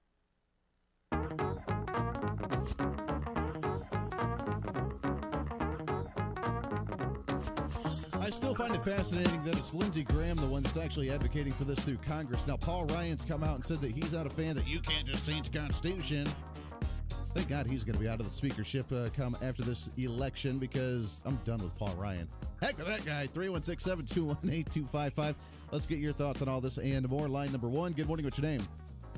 Hey, this is Gary. Hey, good morning, Gary. How are you, sir? I tell you what, I'm doing good. Do you hear that? What's that? That silent tsunami that's coming. I like it. You're absolutely right. It's coming. It's brewing, ain't it? Yeah, I think we're going to... There'll be pockets here and there, but I think across the board nationally, I think the Democrats aren't going to know what hit them. Mm-hmm. And I just a couple of quick things. Back to John Adams. Government is the Constitution is only as good as the people interpreting it, dealing with it, applying it. And he says.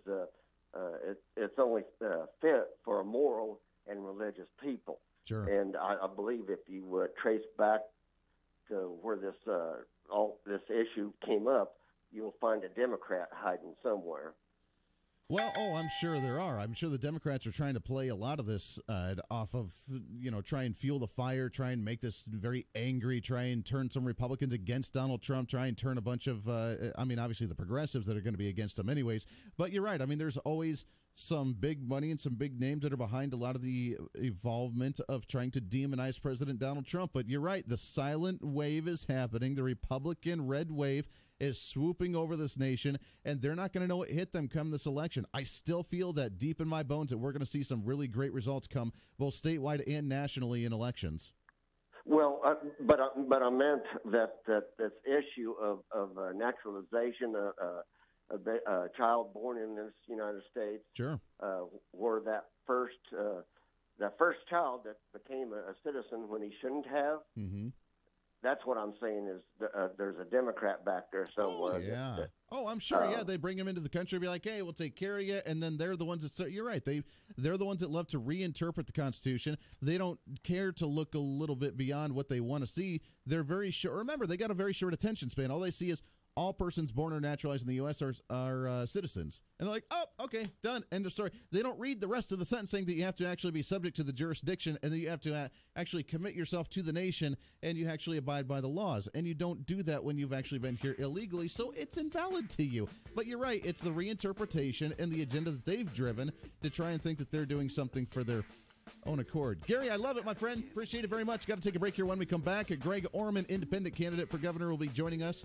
We'll get his take on the last debate and going forward for the last week of the election. Greg Orman. Plus, when we come back in the 8 o'clock hour, Jake LaTurner, Kansas State Treasurer, he'll be joining us as well as we continue Decision 2018 right here on The Voice of Reason. Lots more to get to. Your phone calls as well when we come back. This is The Voice of Reason. Oh, yeah.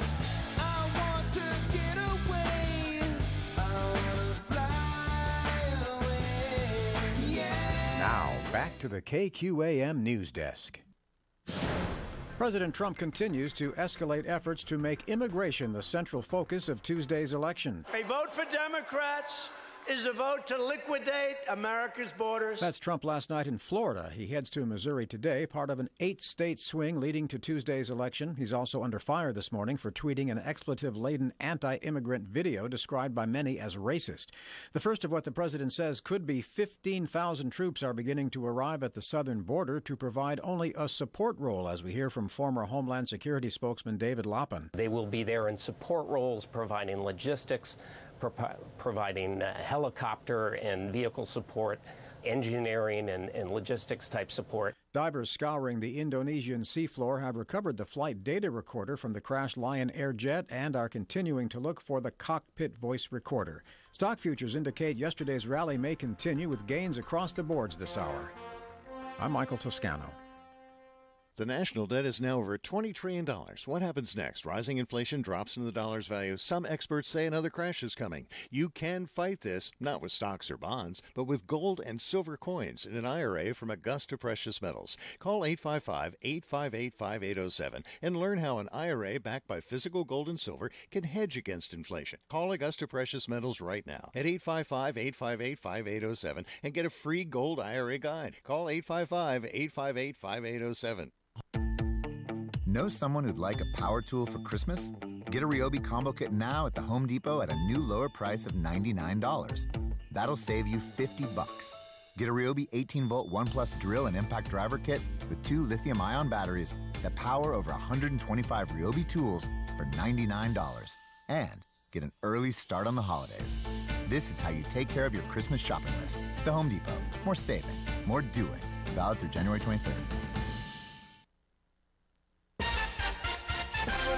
Kansas Mid-America Network News. Welcome to November. Police in Newton have arrested 2 people suspected of stealing from ATMs in what authorities say is an interstate theft ring. Police arrested 44-year-old Alexandru Florin and 22-year-old Maria Baselin Saturday after several thefts at Newton's Citizen State Bank locations. Newton officials said yesterday that police departments received reports in recent weeks about ATM thefts in Colorado and in Western Kansas.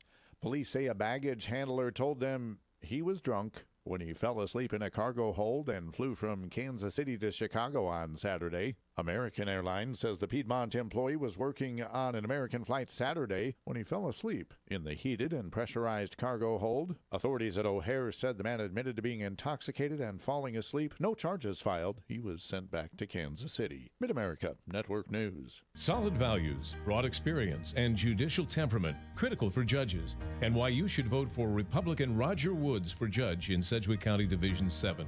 Roger Woods has a record of protecting the constitutional rights of citizens, both inside and outside the courtroom. Roger Woods has lived in Sedgwick County for nearly 2 decades and is committed to keeping it a safe place to live and raise families. In fact, Roger has received the endorsement of the Friends of the Fraternal Order of Police. Roger Woods is a lifelong Kansan, an Army veteran with 27 years in active and National Guard service, including 4 deployments to the Middle East. His range of experience, both inside and outside of the courtroom, gives him a wide perspective to serve and make a positive difference in our community. Treating people with fairness and respect is a way of life for Roger. He won't forget that every case is the most important case to the people involved. On November 6th, vote for Republican Roger Woods for judge. This is Roger Woods. Please visit woodsforjudge.org, and I would appreciate your vote on November 6th. Paid for by Woods for Judge, T-Chet Compton, Treasurer. South Central Kansas mattress customers have confirmed what industry experts have said about pure Talalay Bliss latex mattresses. And to find your piece of bliss in a good night's sleep, look no further than Derby Mattress at 105 South Baltimore in Derby. Pure Talalay Bliss latex mattresses outlast the memory foams, providing you with a very cool night's sleep. And right now at Derby Mattress, buy any Pure Talalay Bliss latex mattress and get a free basic adjustable base. Derby Mattress. Here's your latest forecast on the Big Talker KQAM. For this morning, sunny and 60, partly cloudy and 41 tonight. Tomorrow, similar but windy, sunny and 59, wind gusts over 25 miles an hour, partly cloudy and 41 tomorrow night, mostly cloudy and 60 on Saturday with a 50-50 chance of rain in the afternoon. I'm Amp Harrell, and that's your latest forecast on Wichita's big station, the Big Talker, AM 1480 and 102.5 FM KQAM. At 7:35, it's currently 46 degrees.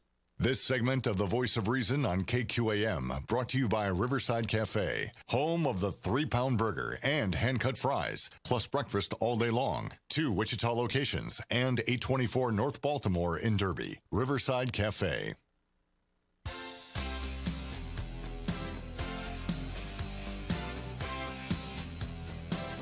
You're listening to the Voice of Reason with Andy Hoosier, your personal political therapist.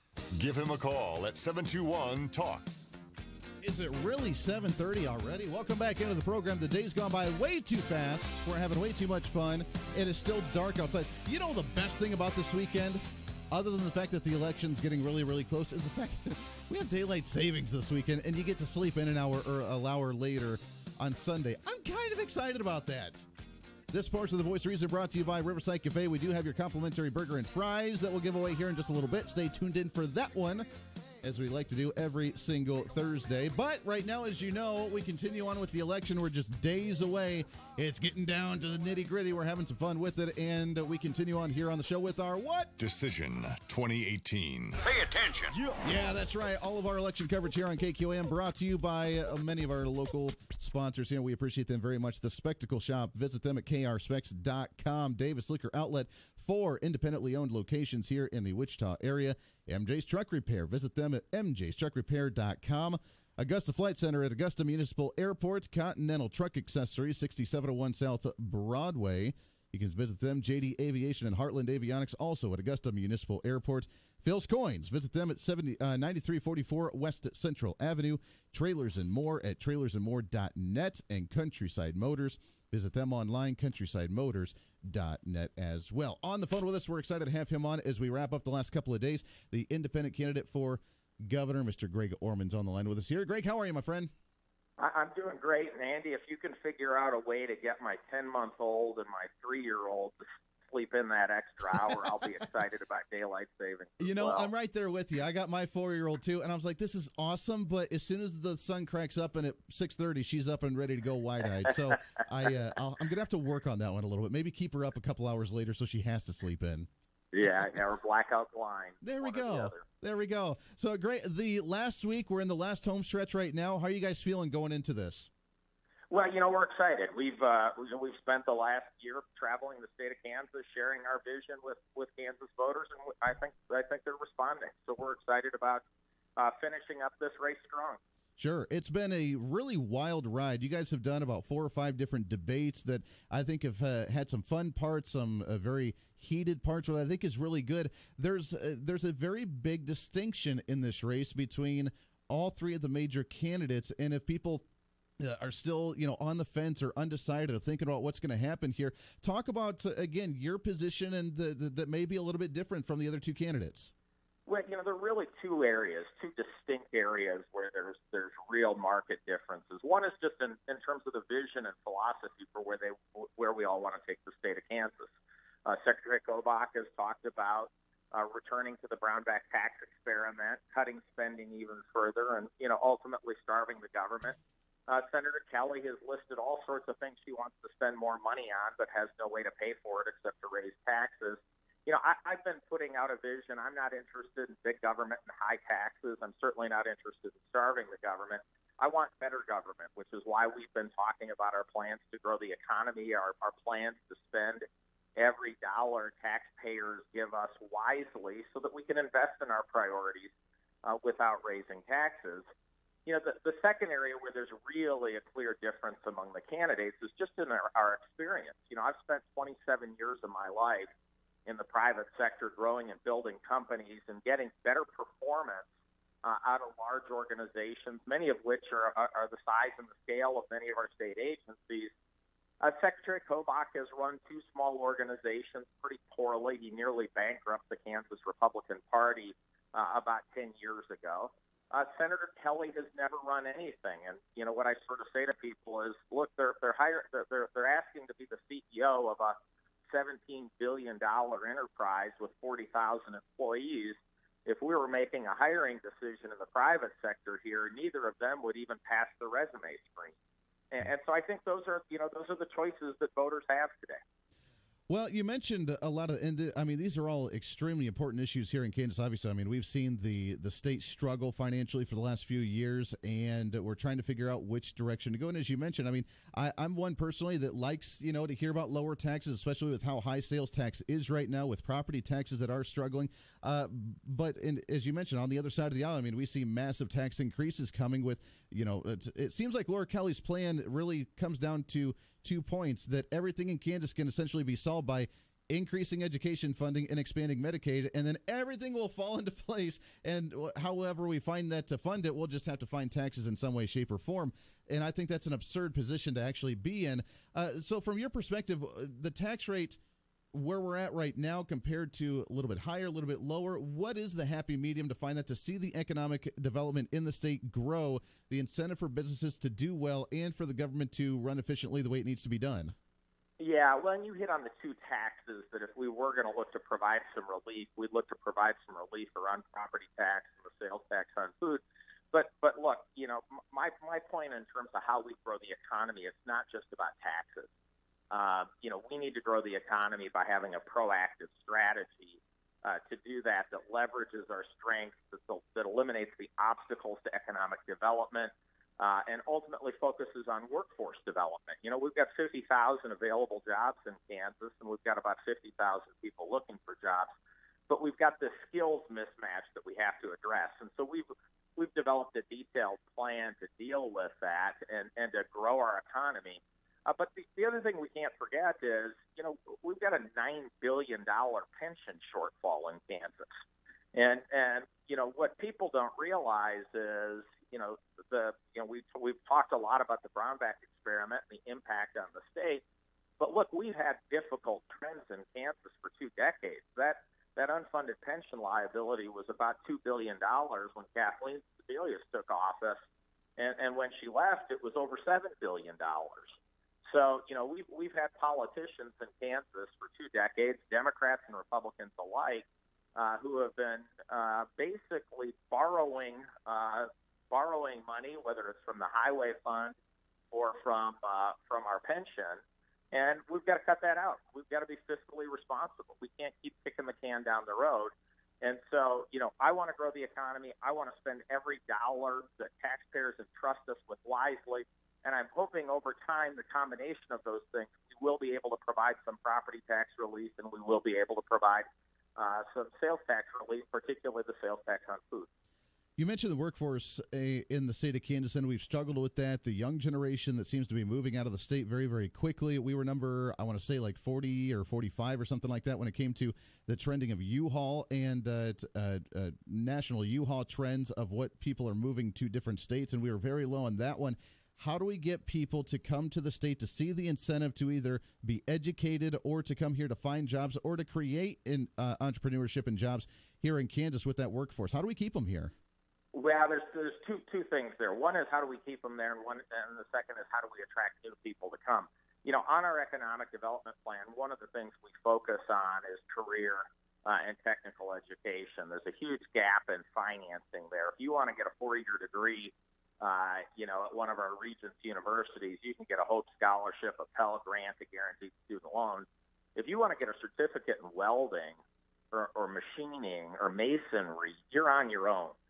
And so we've gone ahead and proposed a couple of things, one of which is a revolving loan fund so kids can afford to get those certificate programs. The second one is a tax credit for private companies to partner with our community colleges and our technical colleges. And the important part about that is, generally speaking, if a kid gets a degree from a career or a technical college, they end up getting a job within 50 miles of where they got that degree. So if we want to keep our kids here, if we can create pathways for them into those degrees, they're going to get jobs here. They're going to end up meeting their husband or their wife here. They're going to have a family here. They're going to settle down here. We've also got plans to try to attract people from other parts of the state. But part of what we have to address is this reputational deficit. I talked to the CEO of Sprint. They were bringing 200 jobs in-house. They were insourcing their digital agency. Great jobs, the kind of jobs our young people want. Now, when I asked him where they were putting them, he said they were putting them in Virginia because they couldn't get people to move to Kansas. We've got a reputational deficit that we've got to address. William Allen White, the famed Emporia Gazette editor, once said, when anything's going to happen in America, it happens first in Kansas. Prohibition, populism, the bull moose, all those big political movements started here. It's safe to say the issue that brought our nation to the brink of the Civil War is whether or not Kansas would be admitted as a free state. We used to lead. We used to be a place other places look to for inspiration. We have to lead again. We have to demonstrate to the rest of the nation what's right about Kansas, not what's the matter with Kansas. And there's a whole lot that's right about Kansas. And as governor, I would see it as my job to be the chief spokesperson and the chief salesperson for the state out there selling all the great things about Kansas. I've got the saying I give to my salespeople in my businesses, shy salespeople have skinny kids. And, if we want people to move to Kansas, we've got to go out there and we've got to tell people all the great things about Kansas. Well, and as you mentioned, we are definitely the leader. I always am very proud of the state of Kansas because we are kind of under the microscope nationally all the time between the stories about the Kansas experiment, quote unquote, if that's what they want to call it, between the number of people that's gone up to the Trump administration lately and the influence that we've had at the federal level. As governor, how close, in your opinion, how close of a relationship do we need to have when it comes to the federal agencies and the federal government and President Trump when it comes to the ag deals and the trade deals that we see and the impact that it's going to have on farmers here locally in Kansas? Well, Andy, I think that's a great point. We have to work very closely with the federal government. We have to make sure they understand the implications of the policies they're pursuing on the state of Kansas. 47% of the Kansas economy is agriculturally based. We've got a huge aviation industry here that's all very export oriented. I understand what President Trump's trying to do with renegotiating trade agreements, but from a Kansas point of view, that's a risky strategy, and so I really hope he's successful with that. But I think we need to make it clear how risky that strategy is, particularly when you're dealing with agricultural products, where once the supply chain is broken and a new one established, it's going to be hard for us to get those markets back. And so, again, I'm hoping he's successful, but I'm hoping it gets wrapped up quickly. Sure. We're talking with Greg Orman, independent candidate for governor. Just the last couple of minutes before we let you go. Going into the last couple of days, I got to ask you this, and actually I haven't asked any of the other governor's candidates about this yet, but one of the topics that comes up all the time on the show, and I don't get where there's been such an enthusiasm all of a sudden about this, but there are many many voters that are still up in the air on deciding who they were going to vote for, because their number one issue that they've had concerning them, which is very interesting to me, has been the legalization of marijuana, either recreationally or medicinally. As an Orman administration, is that something that would be on top of mind, or what's your take on moving the state in that direction? As Oklahoma's done it, some of the other surrounding states have done it, but a lot of voters, this is a top priority for them, which kind of baffled. I didn't realize it was that big around here. Well, Andy, this is something I've led on from the beginning. I really believe any provider who can prescribe a Schedule II narcotic should be legally able to prescribe medical marijuana. And this is a human issue. I can't tell you how many people I've talked to who have been suffering from debilitating diseases, whether they're epilepsy or the after effects of chemotherapy, or ultimately dealing with severe pain from arthritis. And medical marijuana is the best solution for them. In fact, I traveled to Colorado and met a young man named Gavin. I think he was 11 years old. They're a refugee family from Kansas. He was having up to 200 seizures a day. His mother told me she saw him dying right before her eyes.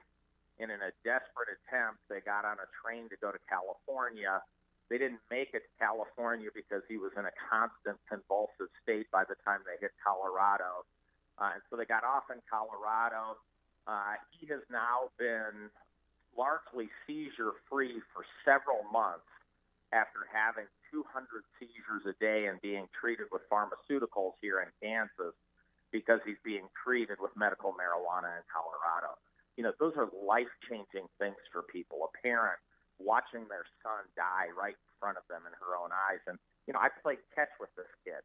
As it relates to recreational use, I don't think we should be wasting tens of millions of dollars in criminal justice resources arresting, booking, confining, trying, and incarcerating some young person for having a dime bag of marijuana. My point of view is we should treat it like a speeding ticket, give them a citation, and send them on their way for what is largely, a victimless crime. And so those are the positions I've had. I've held them from the beginning. Senator Kelly's positions have evolved on this as they have on so many of her issues, as it becomes clear how out of touch and out of step she is. So she's starting to mimic my position here.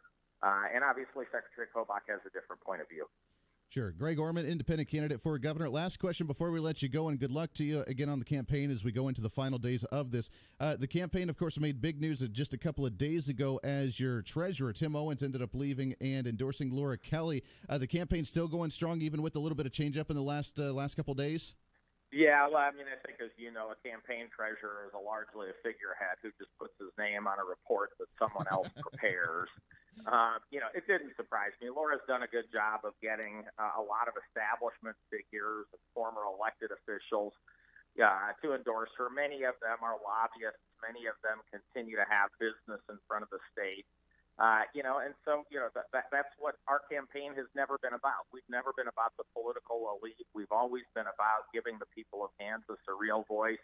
It's the reason my campaign won't take any money from special interests, won't take any money from lobbyists or PACs or corporations or parties, because when Senator Dahl and I go to Topeka to serve as governor and lieutenant governor, we want to have an obligation to one group of people and one group of people alone, and that's the people of Kansas, and deliver them, once and for all, real representation where their voice matters, and where we can move the state forward and lift everybody up. There it is. Greg Orman, independent candidate for governor. We appreciate the time, my friend, for the last few days of the election. Good luck to you, and we'd love to talk to you again here soon.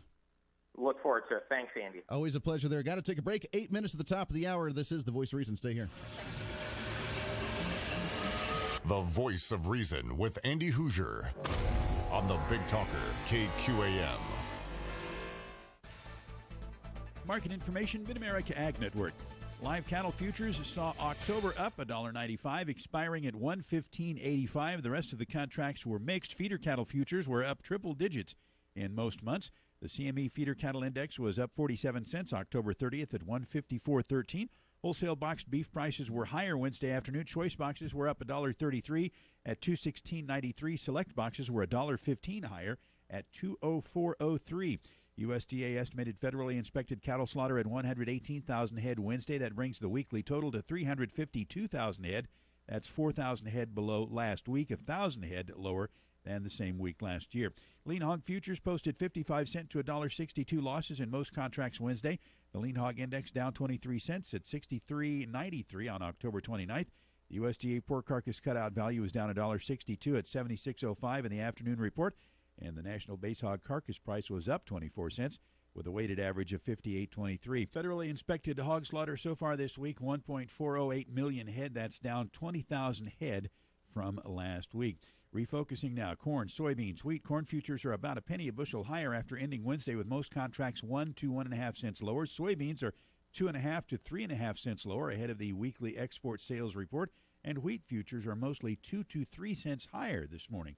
Taking a look at where we are this moment, December corn is up 2 at $3.65 1/4. December Kansas City wheat is up 3.5 at $4.96 3/4. March is up 3 at $5.21. So seeing some plus signs for the wheat markets. Soybeans struggling a bit. November beans down 2 1/4 at $8.36 3/4. January beans down 2 at $8.49 3/4.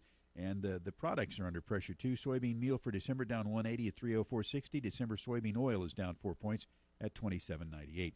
Market update, Mid-America Ag Network.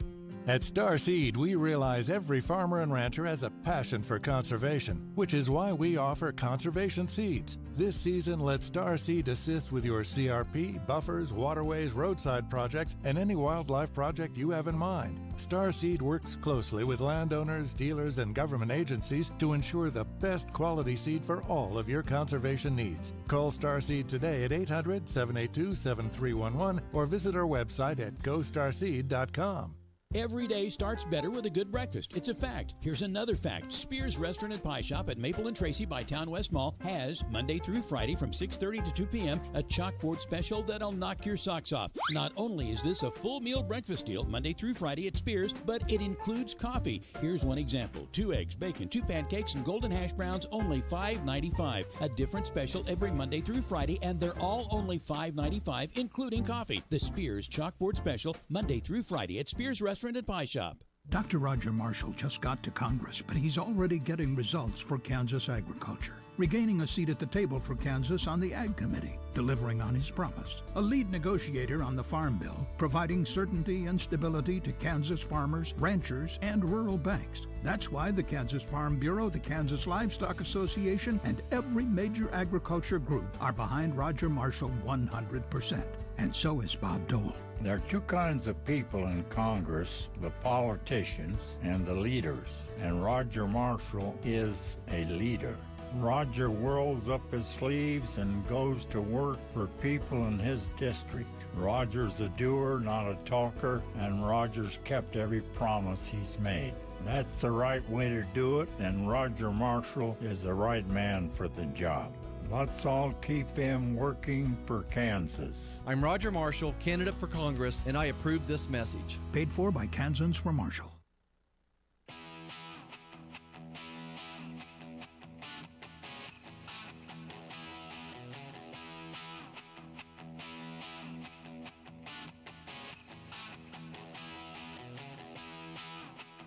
Welcome back into the program, wrapping up hour number 2 of The Voice of Reason. Thanks again to Greg Orman, independent candidate. I am going to reach out, not sure if we're going to get it or not. We're going to try and reach out and bring on Laura Kelly or Lynn Rogers. Either one, going to give it a shot. Don't know if it's going to happen or not. And then we'll try and get, of course, Chris Kobach on the program as well, if we can. I know he's a busy guy, too, going through the Red State Tour, but trying to talk to all the candidates before election time. Your vote. And, look, I appreciate Greg Orman coming on. I still disagree with a lot of what he had to say to some degree. And we'll see what happens. I mean, he's floating around 10% in the polls right now. Is there going to be some big upset? Is something going to happen with the campaign or some last big drastic measure going in before the final days of the election? Really now, to me, honestly, there's not a whole lot the candidates can say or do unless the few maybe undecideds that are out there, which I don't think there's very many, honestly, if you've been paying attention in any way, shape, or form for the last, 3 months or so, then you probably have a good idea of what they stand for and what you believe in and what you're going to support. A lot of these people that say they're undecided, I think do it for the attention. But now we're in the last, 4 days? We have Friday, Saturday, Sunday, Monday. 4 days, Tuesday, 5 days until the election day, technically. That if you don't know who you stand for, then I don't know what to tell you right there. And I don't know that a candidate could say one thing or another in the last couple of days to really change your mind. You already know them. They've been on the campaign trail. They've had 5 different debates, and I think that it's pretty much locked in. What's going to happen is the big upset depending on who's been polled, who has not been polled, and what the final numbers actually look like on Tuesday.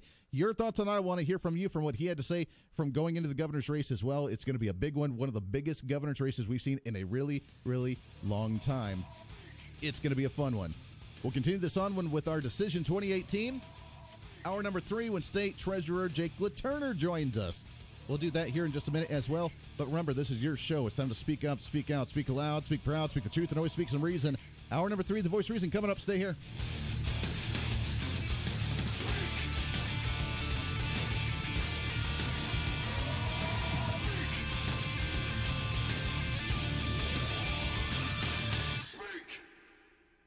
You don't put your dirty socks back in the drawer or dirty dishes back in the cupboard, do you? Well, you shouldn't put your dirty lawnmower away for the winter either, especially when Maximum Outdoor Equipment is offering a winter service special, which includes everything your mower needs to be clean, sharpened, ready to go, and ready to mow next spring.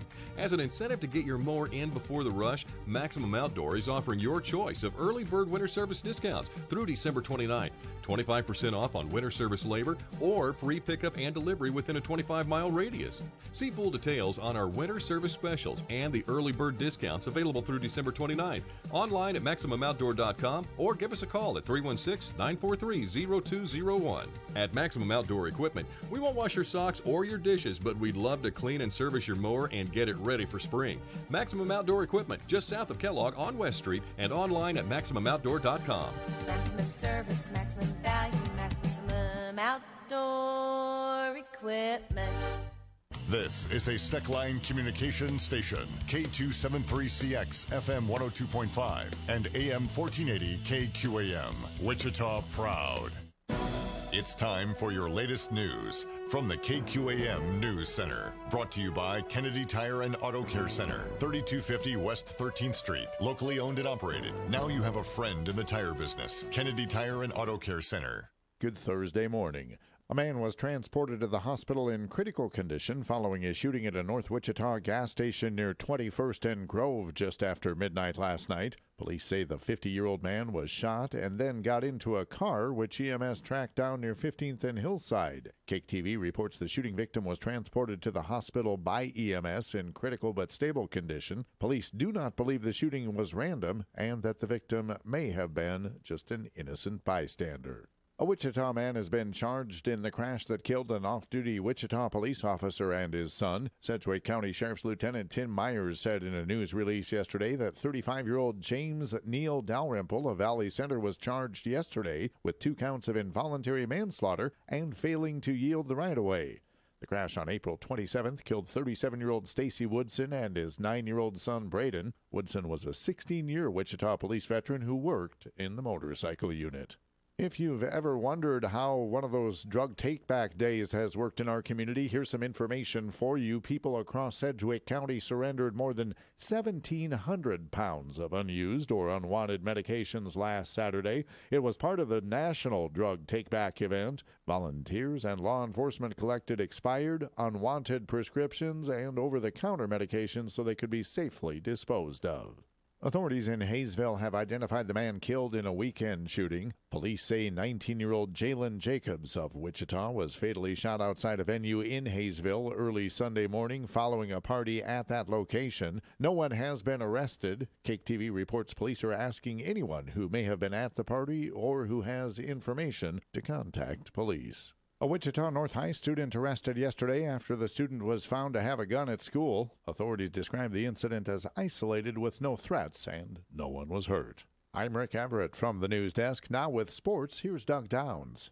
The Kansas City Chiefs are in final preparation for a matchup against the Cleveland Browns on the road this Sunday. Quarterback Patrick Mahomes met with the media yesterday and says, cannot worry about everything going on with the Browns' coaching situation. The Chiefs just need to take care of themselves. For us, it's about staying within our game, playing the game that we've been playing this entire season, not trying to force anything, and trying to just put some points on the board. The Kansas Jayhawk basketball team is back on the court tonight with an exhibition game against Washburn at Allen Fieldhouse. And on KGSO at 7 o'clock, you can hear Bill Snyder's Coach's Show. From the Sports Desk, I'm Doug Downs. Yoder Meats has a wide variety of quality meats and a knowledgeable team to help you find just what you're looking for. Whether you're feeding 4 or 40, Yoder Meats has great meat for any occasion. Steaks and burgers to cinnamon rolls and bierox and everything in between. Stop by on your way home or call ahead for big orders. Follow us on Facebook and Instagram for the latest deals and weekly specials. Taste the old-fashioned flavor at Yoder Meats in Yoder and 3 locations in Wichita. Would you take a blind taste test? Instead of a brown-colored soda or a beer, let's apply this test to the race for governor. 3 options in our blind test. Ready to begin? Option number 1, a typical politician who claims to know best about education but didn't care enough to serve on the education committee in her 14 years in Topeka. Option 2, a lawyer who has been a politician for almost 20 years and whose policies mirror Sam Brownback's.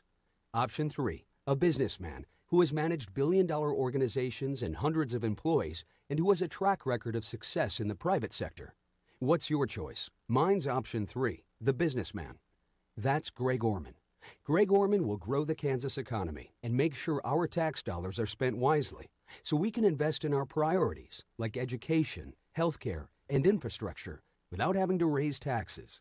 Greg Orman, obviously the best choice to move Kansas forward as governor. Paid for by Orman for Kansas, Tim Owens, Treasurer. Here's the latest from the KQAM News Center. President Trump continues to escalate efforts to make immigration the central focus of Tuesday's election. A vote for Democrats is a vote to liquidate America's borders. That's Trump last night in Florida. He heads to Missouri today, part of an 8-state swing leading to Tuesday's election. He's also under fire this morning for tweeting an expletive-laden anti-immigrant video described by many as racist. The first of what the president says could be 15,000 troops are beginning to arrive at the southern border to provide only a support role, as we hear from former Homeland Security spokesman David Loppin. They will be there in support roles, providing logistics, providing helicopter and vehicle support, engineering and logistics type support. Divers scouring the Indonesian seafloor have recovered the flight data recorder from the crashed Lion Air jet and are continuing to look for the cockpit voice recorder. Stock futures indicate yesterday's rally may continue with gains across the boards this hour. I'm Michael Toscano. Your local weather on KQAM.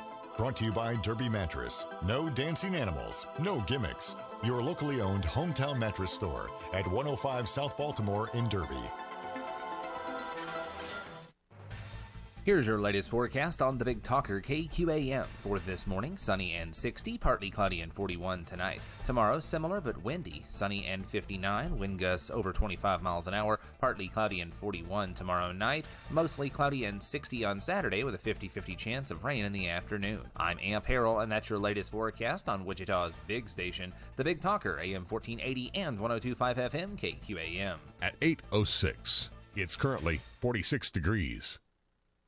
Broadcasting from the Rusty Eck Ford Studios, this is the Big Talker, 1480 AM and 102.5 FM KQAM.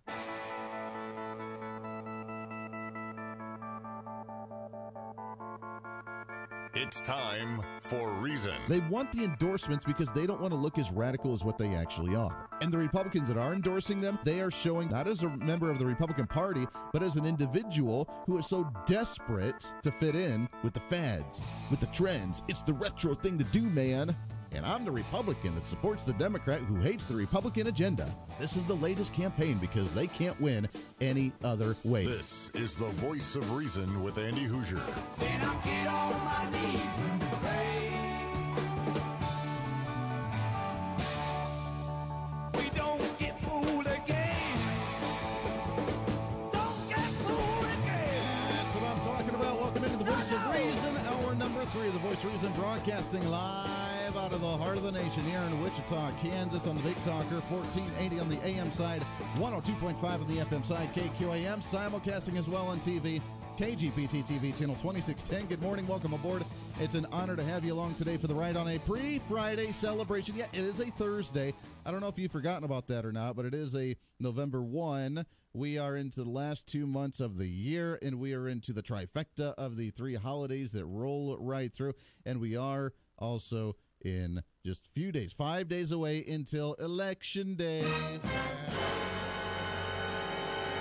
A lot of really interesting information coming out of that interview with Greg Orman, independent candidate for governor. I want to discuss here in just a little bit that I want to get your phone calls on it, and we can discuss in a while. But I am excited as well as we continue on with our Decision 2018. Pay attention. Yeah, that's right. And it's brought to you here on KQAM, brought to you by JD Aviation and Heartland Avionics, trailers and more. Phil's Coins, Countryside Motors, Continental Truck Accessories, MJ's Truck Repair in Moundridge, Davis Liquor Outlet, the Spectacle Shop at Augusta Flight Center at Augusta Municipal Airport. Appreciate all of our sponsors as we continue on with our election coverage. We sat down yesterday on the show and recorded Jake LaTurner yesterday afternoon as he was on the Red Bus Tour. This is what he had to say. Kansas State Treasurer and Republican candidate for Kansas State Treasurer, Mr. Jake LaTurner, right here on the Voice of Reason. State Treasurer for the state of Kansas, Mr. Jake LaTurner, back with us. Jake, how are you, my friend? Doing well. Happy to be with you. Hey, it's great to have you back with us here. How's the campaign going? You've actually been going around the state, I believe, right now with that with the Remain Red Bus Tour, correct? We have. We're on the first couple days of that, but we've been traveling across the state for a long time now on a 105 county tour. We're on our we completed the 105 county tour after 5 months on the job, and we're on our second round now. And I think it's something really important for statewide officials to do is to get out of Topeka and go see people across the state. Well, and you've been doing that very well. Yeah, you've been doing that very well, as you mentioned. I mean, you did the whole tour through the entire state. Now you're doing round number 2. And again, remind everybody, you're giving money back to people. This is not money that you're trying to take away like the other side of the aisle likes to do on occasion, but you're actually giving money back to people that's been sitting in the state government. That's right. I always like to say I'm the opposite of the tax collector. We handle the government's unclaimed property, which is could be anything from a safety deposit box to an old dormant checking account, an old payroll check that never made its way to someone. And after 5 years, if they can't find the rightful owner, they send it into the state.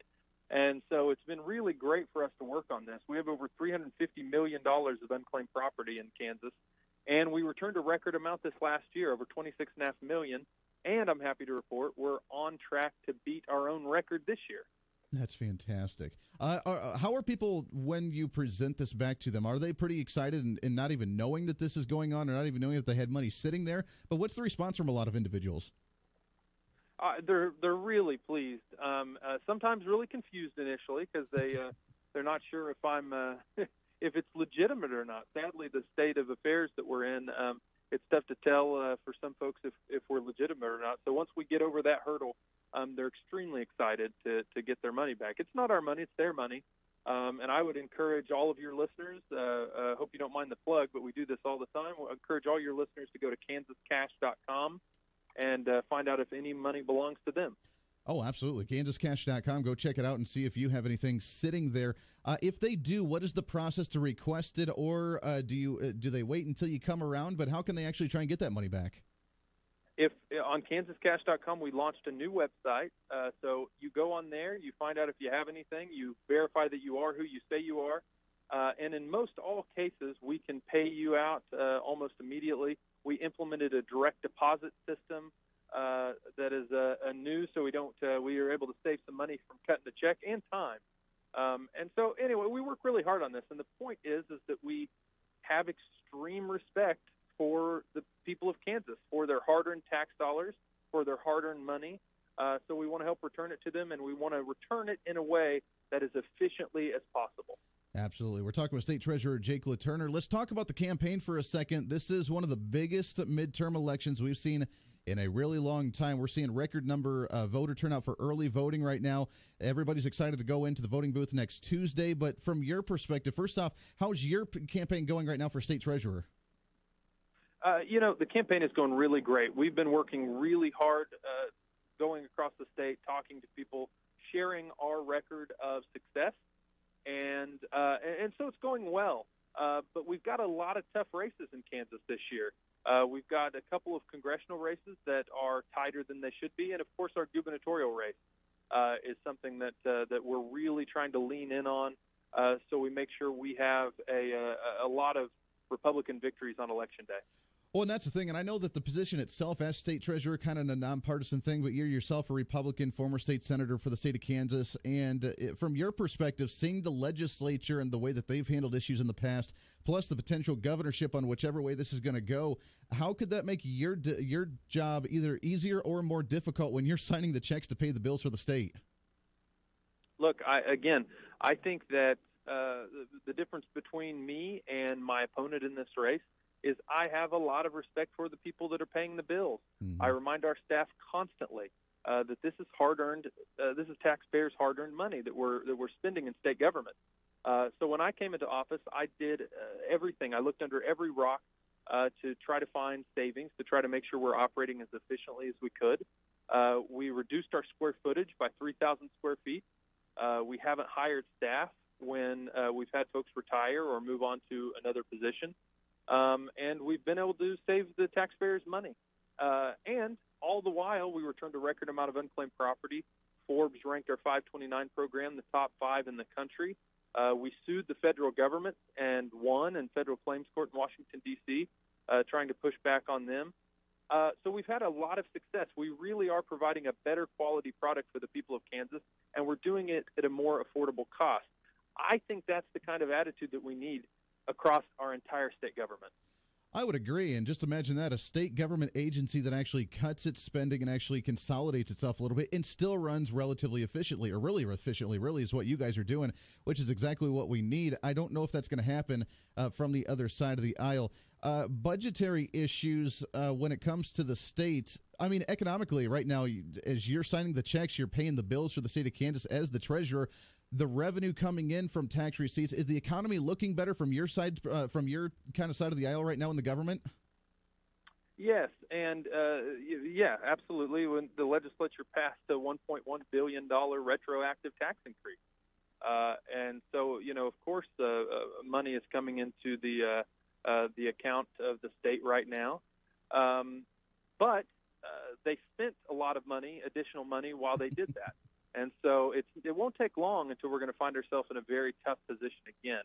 I think a good rule of thumb is that you can't have government growing faster than people's paychecks. Sure. But as for the economy, when I'm crisscrossing the state, when I'm talking to business owners, consumer confidence is really high right now. People are feeling good, especially about the way the federal government has been going the last 2 years. They're feeling really energetic. They're concerned about how a Democrat-controlled U.S. House of Representatives could affect them, though. Sure. That is very concerning, and I'm glad you mentioned that because I wanted to ask about the economy and not only that, but the businesses and the consumers as you're seeing revenues come in, you're seeing kind of how the economy is ticking up or ticking down statewide and nationally. Businesses, are they feeling comfortable? Are they concerned about potential tax increases, or are we in a good shape right now?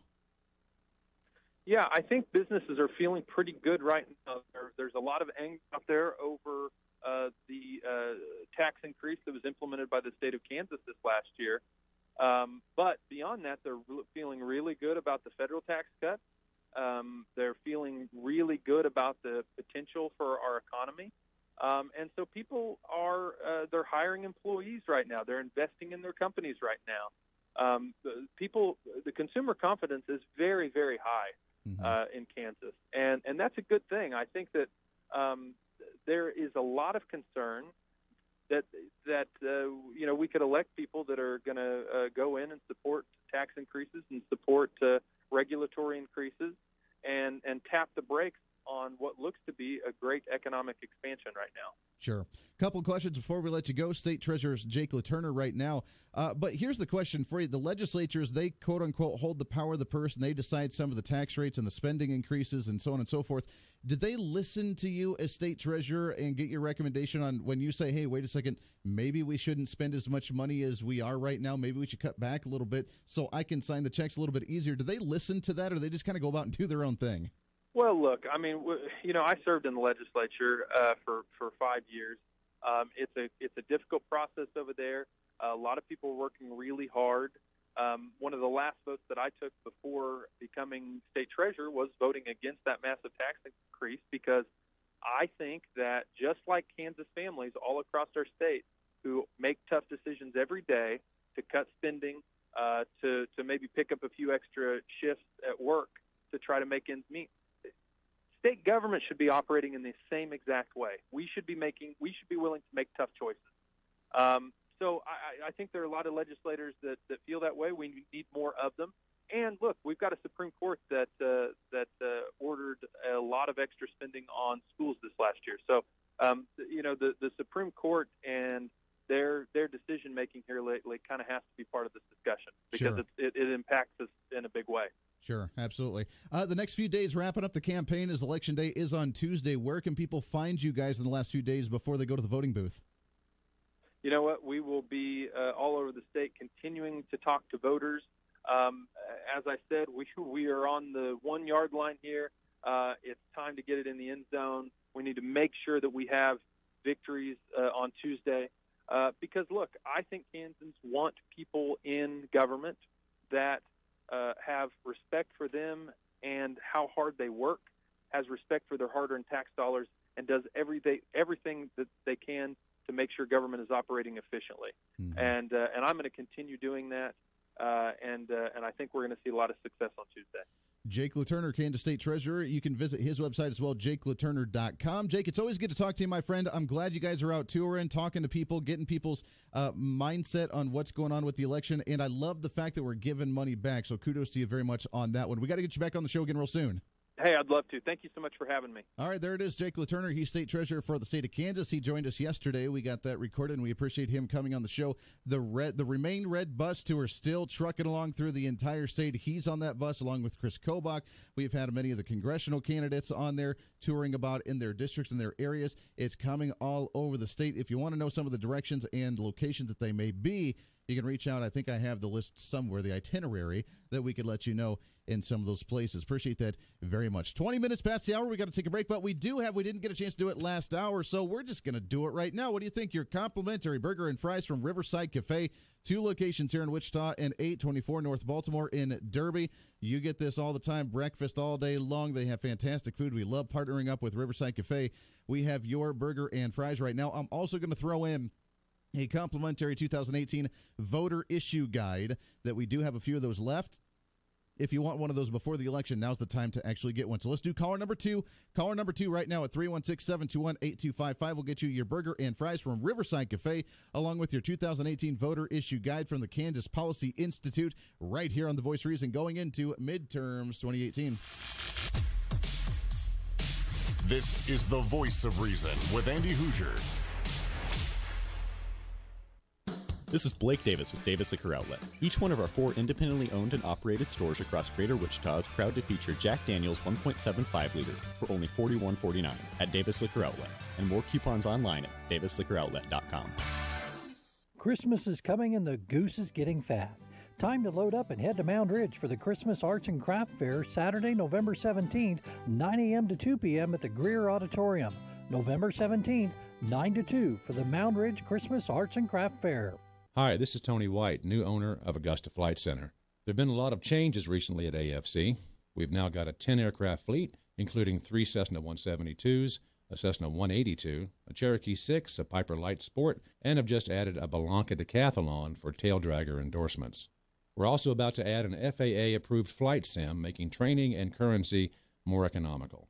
Fall means cooler and smoother air, so come fly with us at Augusta Flight Center, 316-733-4080. Hi, this is Phil Martinez at Phil's Coins. At the shop, we talk all the time about honesty and integrity. And in our shop, we've decided that honesty means nothing without integrity. So what I would tell you is that if you didn't bring your coins to Phil's Coins, honestly, you didn't get enough money for what you have. Come see us at Phil's Coins, 9344 West Central, or online at philscoins.com. Having problems with your truck or trailer? MJ's Truck Repair at exit 46 off I-135 in Mound Ridge, Kansas is here to help. Get reliable trailer and truck repair services when you need it the most from technicians who have your best interest in mind.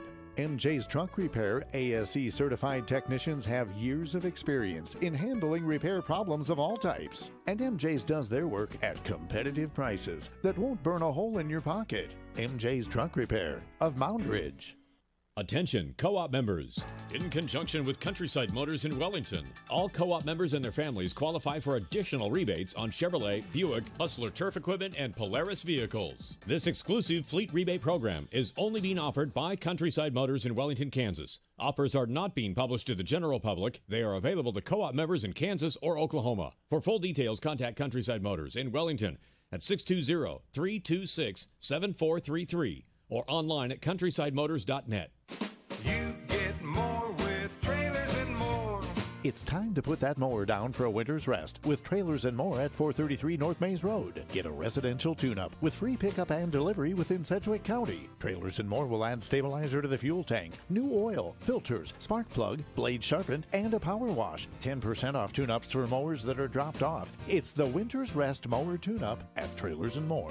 You get more with Trailers and More.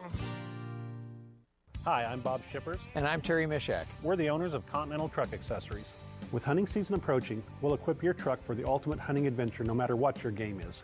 We carry cargo systems for your guns and equipment, dog boxes, WeatherTech floor mats, bumper and grill guards, running boards, plus bed covers, toppers, and lids for your truck.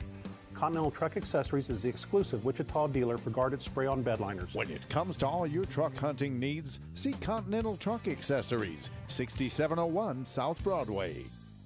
If you wear eyeglasses or just getting your first pair, did you know there's an eyewear shop that has 45 years of experience? Kent and Roxy Spectacle Shop has been framing faces for over 4 decades. The Spectacle Shop has hundreds of frames, including the exciting exclusive lines of Woo, Roger, and LA Eyeworks, and the State brand made right here in the USA. Your lenses? Kent and Roxy take seriously the quality and precision of your corrected eyesight. Be independent, take a bold step for optical freedom, come see the difference for yourself. Visit Kent and Roxy Spectacle Shop, 306 North Rock Road, Wichita.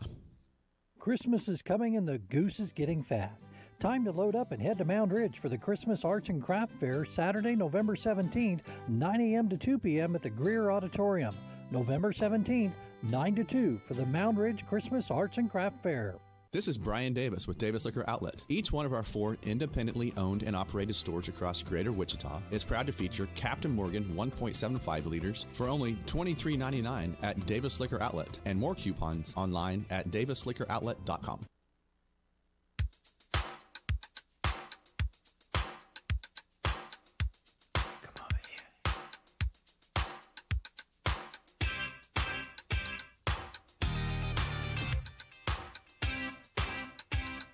Minutes past the hour. Welcome back into the Voice of Reason. Open line to you at 316-721-8255. Congratulations to Todd winning the gift certificate for Riverside Cafe, along with the voter issue guide from the Kansas Policy Institute. We'll do another one next week. We'll probably give more of those voter issue guides away today and tomorrow. Well, because we're just a few days away from election time, and you need to know what's going on, what the big important issues actually are. I want to play in just a little bit. I want to play some of the clips from the debate. When it comes to a particular issue, got a couple messages, some people liking, some people not liking what Greg Orman had to say.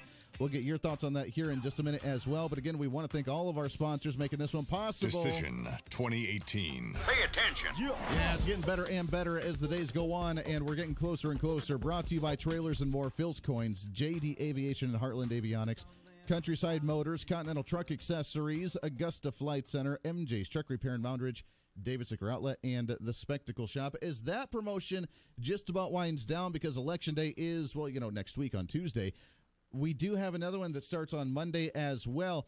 I don't know if you remember this or not. We do this every year, and it's one of the big ones that we love doing, and it's perfect because it's going right after the election time, so we get to recap elections and get you ready for the next big holiday of the season. But the big KQAM turkey drop presented by Yoder Meats is happening, and it's starting on Monday. So stay tuned in starting Monday, and it's going to go for like 2 weeks. It's going to be awesome.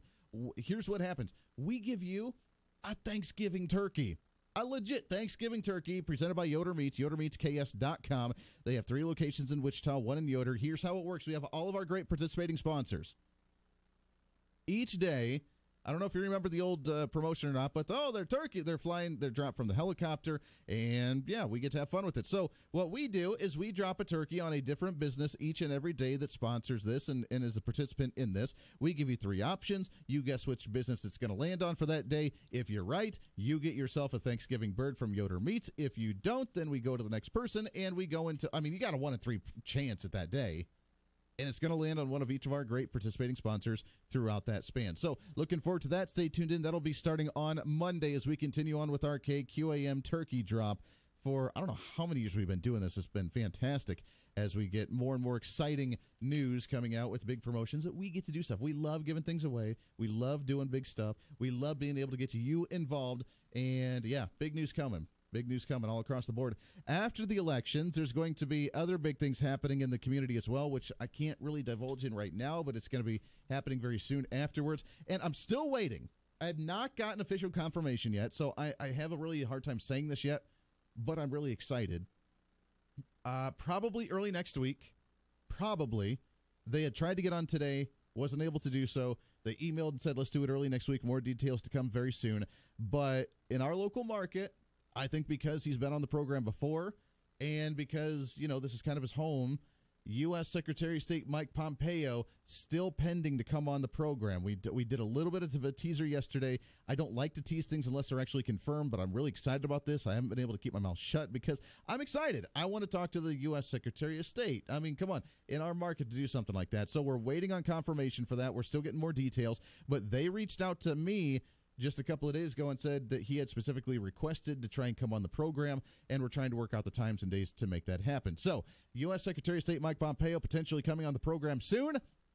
I'm guessing before Election Day, which means it would happen maybe Monday or Tuesday, which would be really, really cool. So stay tuned in. More details on that just a little bit. We'll take a bottom of the hour break. It is open lines to you for the rest of the show. Your thoughts on the interview with Greg Orman, your thoughts on going into the midterms, and we may play some of the clips of the debate that happened a couple days ago, plus the media, crazy manipulators. I know, shocker, right? Crazy manipulators as they try and turn the ag community on Republicans, and that's not cool, man. That's not cool. So we'll talk about that when we come back as well. Your phone calls and a heck of a lot more right here on The Voice of Reason. Stay tuned. It is a pre-Friday celebration, the beginning of November. It's going to be a good time, baby. Let's roll with it. Wake up, wake me up and save me. Call my name and save me from the dark. Wake me up, bid my blood to run. I can't wake up before I come undone. Save me from the nothing I've become. The latest news from the Big Talker, KQAM. Synagogue shooting suspect Robert Bowers is expected to appear in a Pittsburgh court soon. Arraignment on murder and hate crimes are just part of the 44-count indictment against him. President Trump goes to Columbia, Missouri tonight for another Make America Great Again rally. Mr. Trump will be bringing with him his closing arguments, focused squarely on border and immigration issues. A vote for Democrats is a vote to liquidate America's borders, and it's a vote to let meth, fentanyl, heroin, and other deadly drugs pour across our borders. Rallies between now and Monday night target states with competitive Senate races. Bob Costantini, the White House. The Labor Department says U.S. productivity grew at an annual rate of 2.2% in the third quarter. It marks a slowdown from the previous quarter's 3% rate of gain, which had been the strongest increase in 3 years. Labor costs rose at a 1.2% rate. I'm John Trout. As a small business owner, you make every dollar count. So what could you do with $10? Go to Vistaprint.com today and you'll get 500 high-quality custom business cards for only $9.99. That's less than 2 cents per card. And at Vistaprint, your satisfaction is absolutely guaranteed. So it's never been easier to turn 500 strangers into connections. Just visit Vistaprint.com and use promo code 6161 at checkout. That's Vistaprint.com, promo code 6161. You don't have to sacrifice style to have a floor that's 100% waterproof for life. Because the Home Depot has Pergo Outlast Plus laminate starting at just $279 a square foot.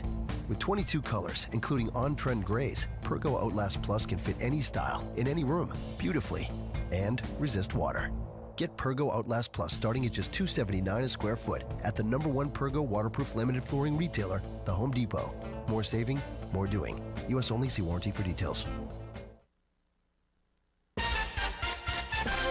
Kansas Mid-America Network News. Good Thursday. The weather going to play a good and bad role when it comes to pheasant and quail season this fall. According to Mike Miller with the Kansas Department of Wildlife Parks and Tourism, the dry winters are making it hard on the pheasant population due to lack of adequate ground cover. The Hutch Post reports Miller says he expects the hunting to be spotty, with some areas void of birds and some with very good turnout. Miller says areas around Barton, Russell, and Rush counties will offer some of the best hunting. The pheasant season opens 1 week from Saturday. Republican gubernatorial candidate Chris Kobach is echoing President Donald Trump's assertion that Trump can deny U.S. citizenship to babies born to parents living illegally in the country. Kobach's comments yesterday during a Fox TV interview intensified a focus on immigration in the final days of a very tight governor's race. Kansas Mid-America Network News. This is Blake Davis with Davis Liquor Outlet. Each one of our 4 independently owned and operated stores across Greater Wichita is proud to feature Seagram 7 Whiskey 1.75 liters for only $17.99, and more coupons online at davisliquoroutlet.com.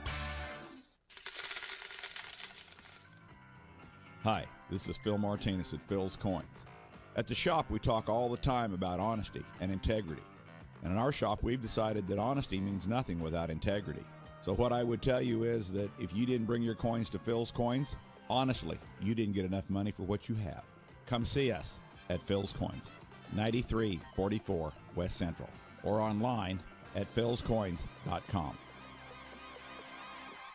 South Central Kansas mattress customers have confirmed what industry experts have said about Pure Talalay Bliss latex mattresses. And to find your piece of bliss in a good night's sleep, look no further than Derby Mattress at 105 South Baltimore in Derby. Pure Talalay Bliss latex mattresses outlast the memory foams, providing you with a very cool night's sleep. And right now at Derby Mattress, buy any Pure Talalay Bliss latex mattress and get a free basic adjustable base. Derby Mattress. This is Blake Davis with Davis Liquor Outlet. Now through the end of the year, we're featuring Johnny Walker Black 750 milliliters for only $31.49 and Glenlivet Scotch 12-year 750 milliliters for only $38.49. Each one of our 4 stores is independently owned and operated. Davis Liquor Outlet. Here's your latest forecast on the Big Talker KQAM. For this morning, sunny and 60, partly cloudy and 41 tonight. Tomorrow, similar but windy, sunny and 59, wind gusts over 25 miles an hour, partly cloudy and 41 tomorrow night, mostly cloudy and 60 on Saturday with a 50-50 chance of rain in the afternoon. I'm Amp Harrell, and that's your latest forecast on Wichita's big station, the Big Talker, AM 1480 and 102.5 FM KQAM. At 8:35, it's currently 45 degrees.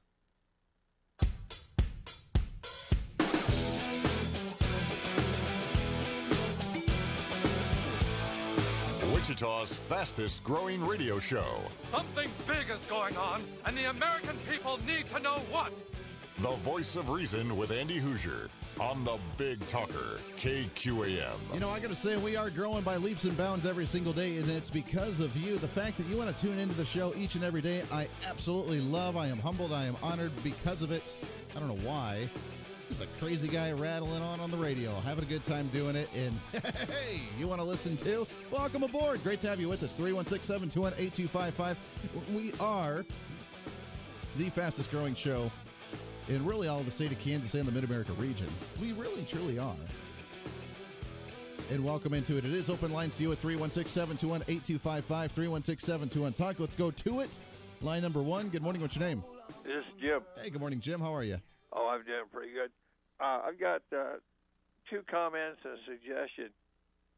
One, I've noticed for the last week or so James Thompson's commercials on television, and they look very, very good, except for one thing. I've looked very, very closely, and the word Democrat never appears anywhere on the screen and never passes his lips. Sure. It's, you know, they're afraid to go out there and say the Democrat blue wave. They're running away from it. They're scared. You're right. The other comment I've got is it was just touched on here a minute ago on the news. You know, Chris Kobach says the president has the authority to do an executive order, and you know, stop having people automatically get citizenship if they're an illegal alien having a child in the country. Right. The 14th Amendment says they've got to be subject to the rules of the United States. You have to be subject to the jurisdiction thereof for the United States. States. Well, if you're here illegally, you're avoiding that. You aren't in it. There's no question in my mind.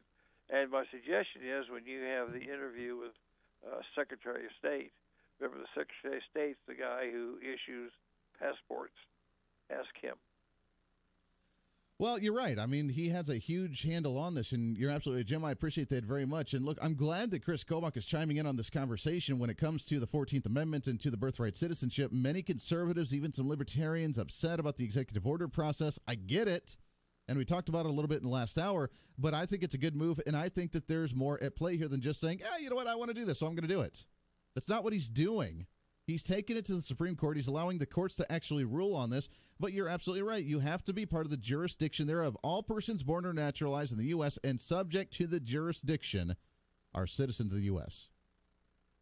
If you're an illegal alien, you've broken the law, whether it's you came here just a day before, an hour before, or whether you've been here for 20 years, if you broke the law, that means to get here, that means that when you got your vehicle, when you got your ID, when you paid your taxes, when you got an ID number for your taxes, when you did anything, you did that illegally because you broke the law, and therefore you're not part of the jurisdiction thereof. You did not commit to the U.S. You still have your citizenship abroad, which means you did not fully commit to the U.S., and therefore that jurisdiction is null and void, and therefore you are not a U.S. citizen. Therefore your kids are not a U.S. citizen because they did not swear an oath to the United States. And even the founder and the writer of the 14th Amendment back in 1866 said the exact same thing. Every person within the limits of the U.S. and subject to their jurisdiction is by virtue of natural law and national law a citizen of the U.S. This will not, of course, include persons born in the United States who are foreigners, aliens, or who belong in families and ambassadors or foreign ministers accredited to the government. Meaning if you're a foreigner and you are not a U.S. citizen, or you're an alien, illegal or other, and you are not a U.S. citizen, and you come here when you weren't supposed to, and you're not under the jurisdiction and protected by the rule of law of the United States, then you are not a citizen, nor is your child, which means birthright citizenship is a bunch of BS, and it's time that we finally address this. And the fact that Donald Trump is addressing this now, days before the election, means that we're controlling the dialogue. And again, kudos again to Secretary of State Chris Kobach, to the conservative guy running for governor, the only one that I've really ever heard run as a non-apologetic conservative, not just a Republican of we just love the hand-holding of Republicans of all different things, we love everybody and trying to get... It's not a John Kasich campaign here, which is, I know it's a little foreign to some individuals, but he's saying, I'm a conservative. I support President Donald Trump, and I have since the very beginning. I support what he's doing, and yeah, you know what? There is nothing in the law that says that he can't do this because he's not changing the Constitution. He's not like he's just like, 14th Amendment, heck with you. He's not doing that, as some has tried to portray it as such. He is saying, you know what? This is my interpretation of it. The Supreme Court hasn't judged on what the government's interpretation should be. I'm going to choose to enforce it this way. As the head of the executive branch, under my executive order, I'm going to enforce it in this way, in saying that you're not part of the U.S., you're not a citizen, and therefore you are an illegal alien, and you're not considered an anchor baby. Now, whether that's moving forward, and whether that's actually being grandfathered in for people who have been doing it, or whether it doesn't, and everybody that's been trying to do that is no longer protected. I don't know how it's going to be done, but it's going to happen. And he's starting to create the conversation. Senator Lindsey Graham, out of the blue, coming out and saying, thank God someone's actually beginning to address this. Senator Lindsey Graham already proposing a Senate bill to try to address this as well, ending birthright citizenship. The moderate Lindsey Graham trying to do this. I think he's out of the grip and the power of John McCain now that John McCain's gone. I think that he's now becoming his own man, and he may be changing his tone a little bit because John McCain would never be for something like this in any way, shape, or form, and Lindsey Graham would have been quiet. I honestly think that it's kind of like that really bad relationship when you've been in it for a long time and you're being the abused one, and your significant other bosses you around and bullies you and tries to harm you and threatens you and overpowers you, and you're fine, aren't you? Yeah, okay. You don't need to talk. You're kind of one of those relationships, and you're just kind of like, yeah, okay. And then you break up, and you're like, oh, freedom, freedom. I can actually think the way I want to. I can go and do what I want. I can go and eat what I want to eat or drink what I want to drink, and I can go and party who I want to party, and I can go do what I want to do. You feel that freedom. Honestly, I think Lindsey Graham's feeling a little bit of that freedom after John McCain's gone. He loved him. They were best friends. But I think that John McCain, that bitter, angry old man that he was, kind of overpowered Lindsey Graham a little bit, and Lindsey felt like he had to go along with it. Now I think he's becoming his own man. It's only taken him 30 years in the Senate, but nonetheless, he's becoming his own man. 316-721-8255. Let's go back to the phones here, shall we? Line number 2. Good morning. What's your name? Good morning, Andy. It's Nick. Nick, what's going on, sir? How you doing? I'm good. Thank you so much. A little bit on the I think there is a healthy debate that we could be having about the difference, or if there is a difference between federal law and the constitutionality thereof. And I'll leave that kind of for cannon fodder. But as far as what is happening, I agree with the fact that something needs to be done, even if it's, like you said before, maybe this will get some action taken on this issue to really hammer it down and get something done. Well, with that's what I'm thinking. I'm thinking it's the discussion starter, because Trump knows that whatever he does, people are going to freak out. If he says he's going to do an executive order, I don't think it's the surface value of just, I want to do an executive order, but I think it's, let me say this, let me start working on this. They're going to throw it to the Supreme Court because they're not going to like what I'm doing. Let's force the Supreme Court to judge on this. We have a favorable Supreme Court right now that may judge favorably, and then we can begin acting on this and light the fire under immigration reform. I think that there's a deeper message of what he's trying to get across here. I hope so, and I appreciate the fact that he's at least doing something to spark some fires under some butts. Sure, absolutely. The other thing, I wasn't able to listen to Orman very much. I was busy, but I heard a little bit of the segment there, and I do have to say that I will not be hurt if people choose somebody else over Kobach because of his stances on tax policy or immigration or anything like that, Medicaid expansion, transgenderism, or anything like that. The people will have spoken, and we will kind of have to suffer the consequences, good or bad, on that level. But if he ends up losing because of this green leafy substance that all of us are talking about, then frankly, in my opinion, he deserves that action.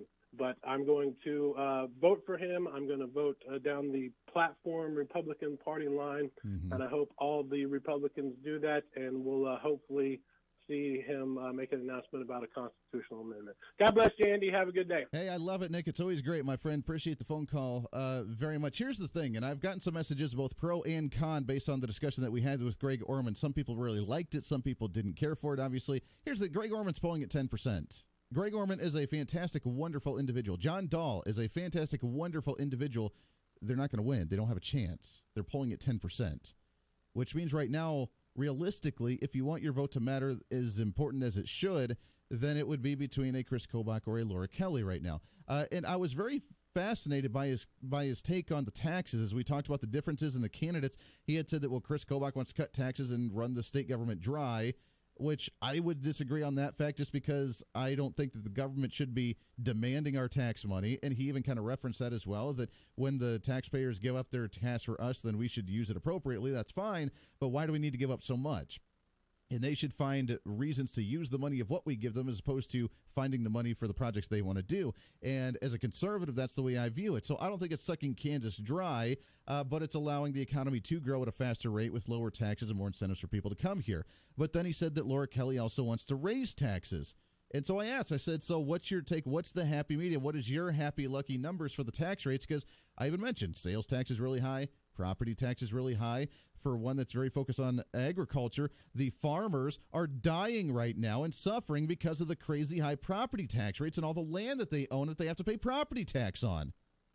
That's insane with how much they have to pay on property tax. They're struggling. They're suffering because of that. So what's the happy medium? And he really said that we're fine with the status quo right now.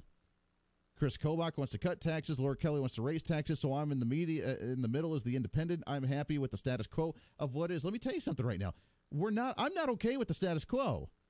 We have the second or third highest sales tax on food in the country. We have the seventh highest sales tax in the nation all around as a whole. We have crazy high sales tax rate. We have crazy high property tax rates, and we're okay with the status quo. He did say that once the economy comes up a little bit, then we can look at cutting taxes. But really, when is it going to be good enough? As the government and a government agency and the government as a whole, it's never good enough. Got to raise taxes later. Oh, it's not quite there. Oh, we're not doing well. Come on. The status quo right now, I mean, you got one saying lower taxes, one saying higher taxes, one that's like, well, we'll just stick in the middle and just stick with what is. I don't see that as a winning ticket, honestly. I don't see that as the winning ticket. I'm one to say, you know what? Yeah, if we want to grow the economy, let's cut taxes, let's cut spending, let's downsize the government and focus more on the private sector. And I'd love to hear as an independent and as a businessman to say something like that, but he didn't. So I was a little interested on that. Then, of course, it came to the marijuana issue, and I did get a message saying, well, now I know who I'm voting for. I'm supporting Greg Orman because he's supporting the medical marijuana issue. This is what they had to say during the last debate just a couple of days ago when it came to the marijuana policy. Are you for or against? Then, of course, hold on here. Let's try and do one thing at a time. Too much audio coming through my headphones. Let's try that again, shall we? Are you for or against legal marijuana, and in what capacity? Secretary Kobach, we'll start with you. I am opposed to legalizing marijuana in Kansas, certainly opposed to recreational marijuana legalization. And when it comes to medical marijuana, I don't think the time is right at this point. The FDA is about to approve, we believe, in pill form, CBD, which is the beneficial component of marijuana. I'd like to see if the individuals who believe that marijuana could help with their debilitating conditions can find equal treatment or better treatment in the CBD pill form. Let's use that first, because if we go and take the step to medical marijuana, we have found in every state that's tried it that there's always a doctor somewhere who will write a prescription for anybody, and that becomes a gateway into recreational marijuana. And so it's never been successfully restricted to those who are truly in medical need. So I would say let's let science advance. Let's see how CBD does in pill form and go from there. All right, so I know a lot of people disagree with that mentality, with that mindset. I, would agree to some degree. I mean, I don't mind the medical side of it, but it is the slippery slope. It goes down to a side that I don't necessarily care for if it does go. But again, that whole conversation, we have to remember, completely, absolutely, 100% irrelevant, because before they can do anything, the legislature has to act on it. And right now, the legislature's not at that point. So regardless of what Chris Kobach believes on medical marijuana, regardless of what Greg Orman, regardless of what Laura Kelly believes on medical marijuana, it doesn't matter. The legislature has to create it. And even to get it as an amendment for the people to vote on, the legislature has to support it in order to get it on the ballot for the people to support, and that's not going to happen. So it doesn't matter. Senator Kelly. Yes, I do support the legalization of medical marijuana. It has been clearly shown I think she changed her that tone it has there. many benefits for young children with severe seizure disorder, for folks in chronic pain, and for end-of-life use. It would also be incredibly helpful in helping to reduce the opioid crisis. Fewer opioids would be prescribed. Medical marijuana could be used instead. We'd have fewer opioids on the market. So I think it's imperative that we get this done. I believe the legislature is prepared to do that. I also think that we need to review our sentencing. I don't think they're ready to do that. Now, first off, she's changed her tone, because I remember very specifically during the very first debate at the Kansas State Fair, if you remember this one, she said that it was not going to happen recreationally or medicinally. It was not going to happen. And she actually said it relatively right then, saying it doesn't matter what I believe in this one, and I don't really care because it's not going to happen. The state's not ready for it, and it's not going to work. So I would agree with her on that front. I don't think it's going to happen right now. And the legislature's not ready for this. The last time that we tried this, even for just the agricultural hemp, they had a hard time going through in order to get anything done. The focus, if for individuals who are making this the one-issue agenda, they need to focus on the legislature before we even address the governorship on this. If the legislature can create something, either to put it as a ballot initiative or to pass it in the Congress to be able to send it to the governor, then we can address the governorship. But right now, it's irrelevant, and I think she's gotten this right up until now, when she's changed her tone, trying to win over some support for that, and it's not going to work. Guidelines, we are incarcerating non-violent first offenders. Oh, stop it. The whole war on drug thing's silly. Give me a break. 316-721-8255. Let's sneak in a phone call here, shall we? Good morning. What's your name? This is Martin. Hey, good morning, sir. How are you? I'm fine. I want to change the subject a little bit. Go for it. And I've long ago quit watching the national news programs because it's so one-sided. Sure. And I was watching a local channel last night, and they have started parroting the national program. They're accusing Trump of inflammatory speech. Sure. And all they ran was a picture of Hillary. Didn't talk about any of these other blankety blank yahoos encourage you to bring a gun to a knife fight and all this crap. Sure. I'm going to quit watching local news now too. Well, it is a scary thing when the local news, now there are some legit local news stories, but you're right, when it comes to some of the national stuff, they have fallen down that same road. Here's a headline from the Kansas City Star, and tell me if there's any bias in this at all. Trump policies are hitting family farmers hard. Will they revolt on Election Day? Tell me how that's not biased in any way, shape, or form, trying to rile up the farmers to go anti-Trump and anti-Republican right before the election. Yeah, it's disgusting. It really is. No, you're right. Martin, I appreciate that very much. Great point. Great point. Across the board. The media's gone a little bit wonky, even at the local stuff. And look, I mean, there are some – I talked – when we were at the Vice President Mike Pence rally, actually, I was chatting with some of the media people that were there doing the media coverage, and they're great individuals. But, yeah, some of the reporting is getting a little bit crazy even at the local levels, which is very scary. To wrap this one up, when it comes to the medical marijuana side, look, Greg Orman, if that's what your driving point is, then all the power to you. Greg Orman is voting at 10%, which means do you want to cast your vote away and toss it to someone that you feel proud about but has no chance of winning, or do we go down the road of either a Laura Kelly and a Chris Kobach? And let me tell you something. Outside of the marijuana issue that is going to be out of their hands until the legislature deals with it, which is not going to be in the next few years, with all the other issues in the state of Kansas, what's priority to you outside of that issue? And God help us all if we have a liberal, Democrat, progressive like Laura Kelly running the state because of an issue that's irrelevant at this point right now, and she ends up changing a lot of things that we've been working really hard on. We would be in a really, really bad position. Got to take a break, wrapping up the program here. 6 minutes to the top of the hour. The Voice of Reason with Andy Hoosier on the Big Talker, KQAM. Well, we're mixed in the livestock, mostly higher in the grains and soybeans as we start our, what is this, Thursday? It's the first day of November. Let's check the ag futures markets. Brett Krotz at Schwieterman Incorporated has the information. Good morning, Brett. Good morning. Well, a little bit of green here in the cattle. We've got the December live cattle up 7 at 117.02. February up 2 at 122.22. In the feeder cattle, November up 35 at 153.82. March up 12 at 148.35. The hogs under some pressure with the December contract down $1.60 at 56.87. April down 117 at 69.15.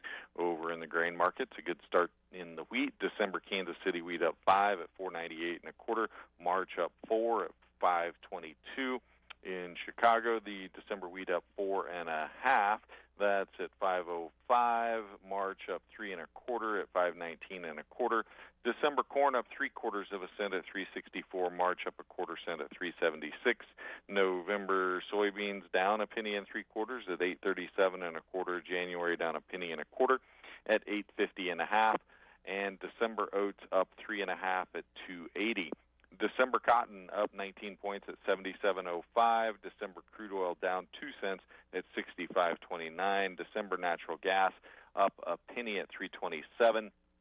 December gold up 16.60. That's at 1231.60. December silver up 33 cents at 14.61. We've got the December dollar index sharply lower, down 63 points at 96.27, and the December Dow Jones futures up 122 points. That's at 25,201. And for information on these and the other markets, please call us at Schwieterman Incorporated, 1-800-272-9131. Hi, this is Steve Anthemides with Athena Jewelry. My dad opened the doors of our family jewelry business almost 50 years ago, and today we are the longest standing independent jewelry store in Wichita. People tell us we treat them like family, and in addition to a massive inventory, we take a lot of pride in creating unique, one-of-a-kind pieces, as well as same-day sizing and repair in most cases. So take this as my personal invitation to come see us, Athena Jewelry, 219 East Douglas in Wichita. It's time for the Wichita Farm and Ranch Show, November 8th, 9th, and 10th at the Kansas Star Event Center just off of I-35 in Mulvane. Thursday and Friday, 9 to 5, Saturday, 9 to 4. See the latest in egg technology. Free admission, free parking, and register to win a Louisiana LG 1100 wood pellet grill from Wichita Tractor. Tractors, sprayers, livestock equipment, ATVs, and UTVs. If you use it on the farm, you'll see it at the Wichita Farm and Ranch Show. Thursday, Friday, and Saturday, November 8th, 9th, and 10th at the Kansas Star Event Center in Mulvane. Visit TradeExpos.com for more information.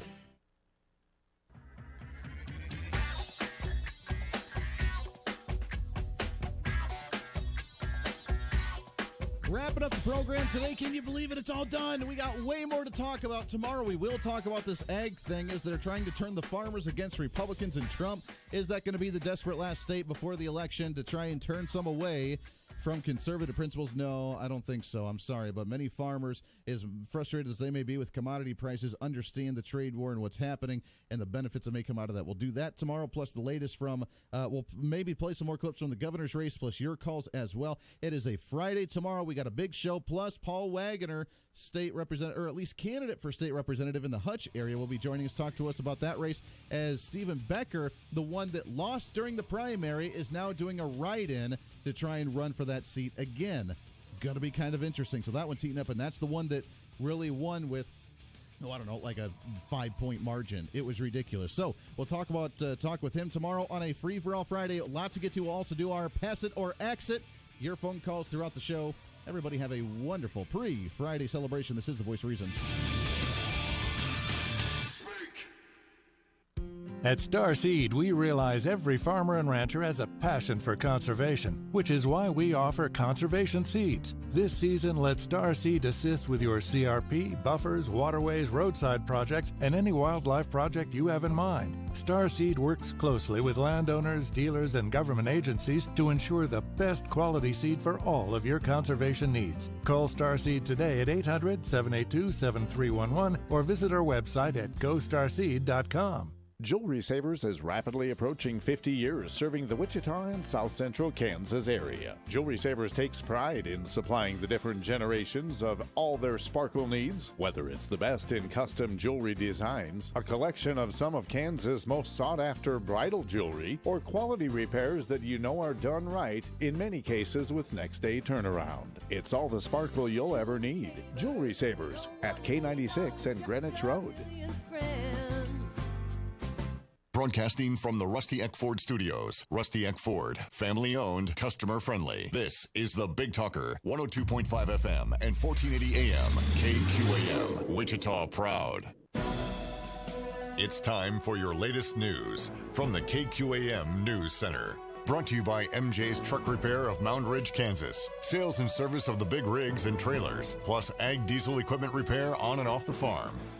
Good Thursday morning. A man was transported to the hospital in critical condition following a shooting at a North Wichita gas station near 21st and Grove just after midnight last night. Police say the 50-year-old man was shot and then got into a car which EMS tracked down near 15th and Hillside. The shooting victim was transported to the hospital by EMS in critical but stable condition. Cake TV reports police do not believe the shooting was random and that the victim may have been an innocent bystander.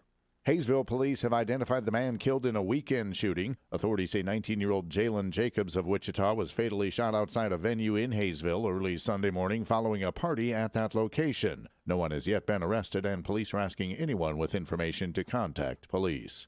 And a Wichita North High School student was arrested yesterday after the student was found to have a gun at school. Authorities described the incident as isolated with no threats and no one was hurt. More news next hour on your Thursday morning from the news desk. I'm Rick Everett. Now with sports, Doug Downs. The Kansas City Chiefs are in final preparation for a matchup against the Cleveland Browns on the road this Sunday. Quarterback Patrick Mahomes met with the media yesterday and says, cannot worry about everything going on with the Browns' coaching situation. The Chiefs just need to take care of themselves. For us, it's about staying within our game, playing the game that we've been playing this entire season, not trying to force anything, and trying to just put some points on the board. The Kansas Jayhawk basketball team is back on the court tonight with an exhibition game against Washburn at Allen Fieldhouse. And on KGSO at 7 o'clock, you can hear Bill Snyder's Coach's Show. From the Sports Desk, I'm Doug Downs. Whatever your business, count on EMC Insurance, because our business is protecting your business. EMC Insurance Companies has the knowledge and expertise to provide you with the right insurance coverage options. And when you insure your business with EMC, you receive the added value of our free loss control services, no matter the size of your company. Contact your local independent insurance agent and ask about insurance from EMC. In Wichita, call IMA Inc. at 267-9221.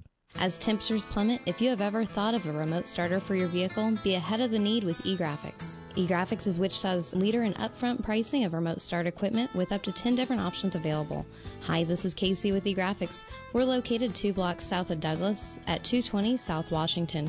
I want to show you all the things eGraphics has to offer to make your vehicle everything you want it to be.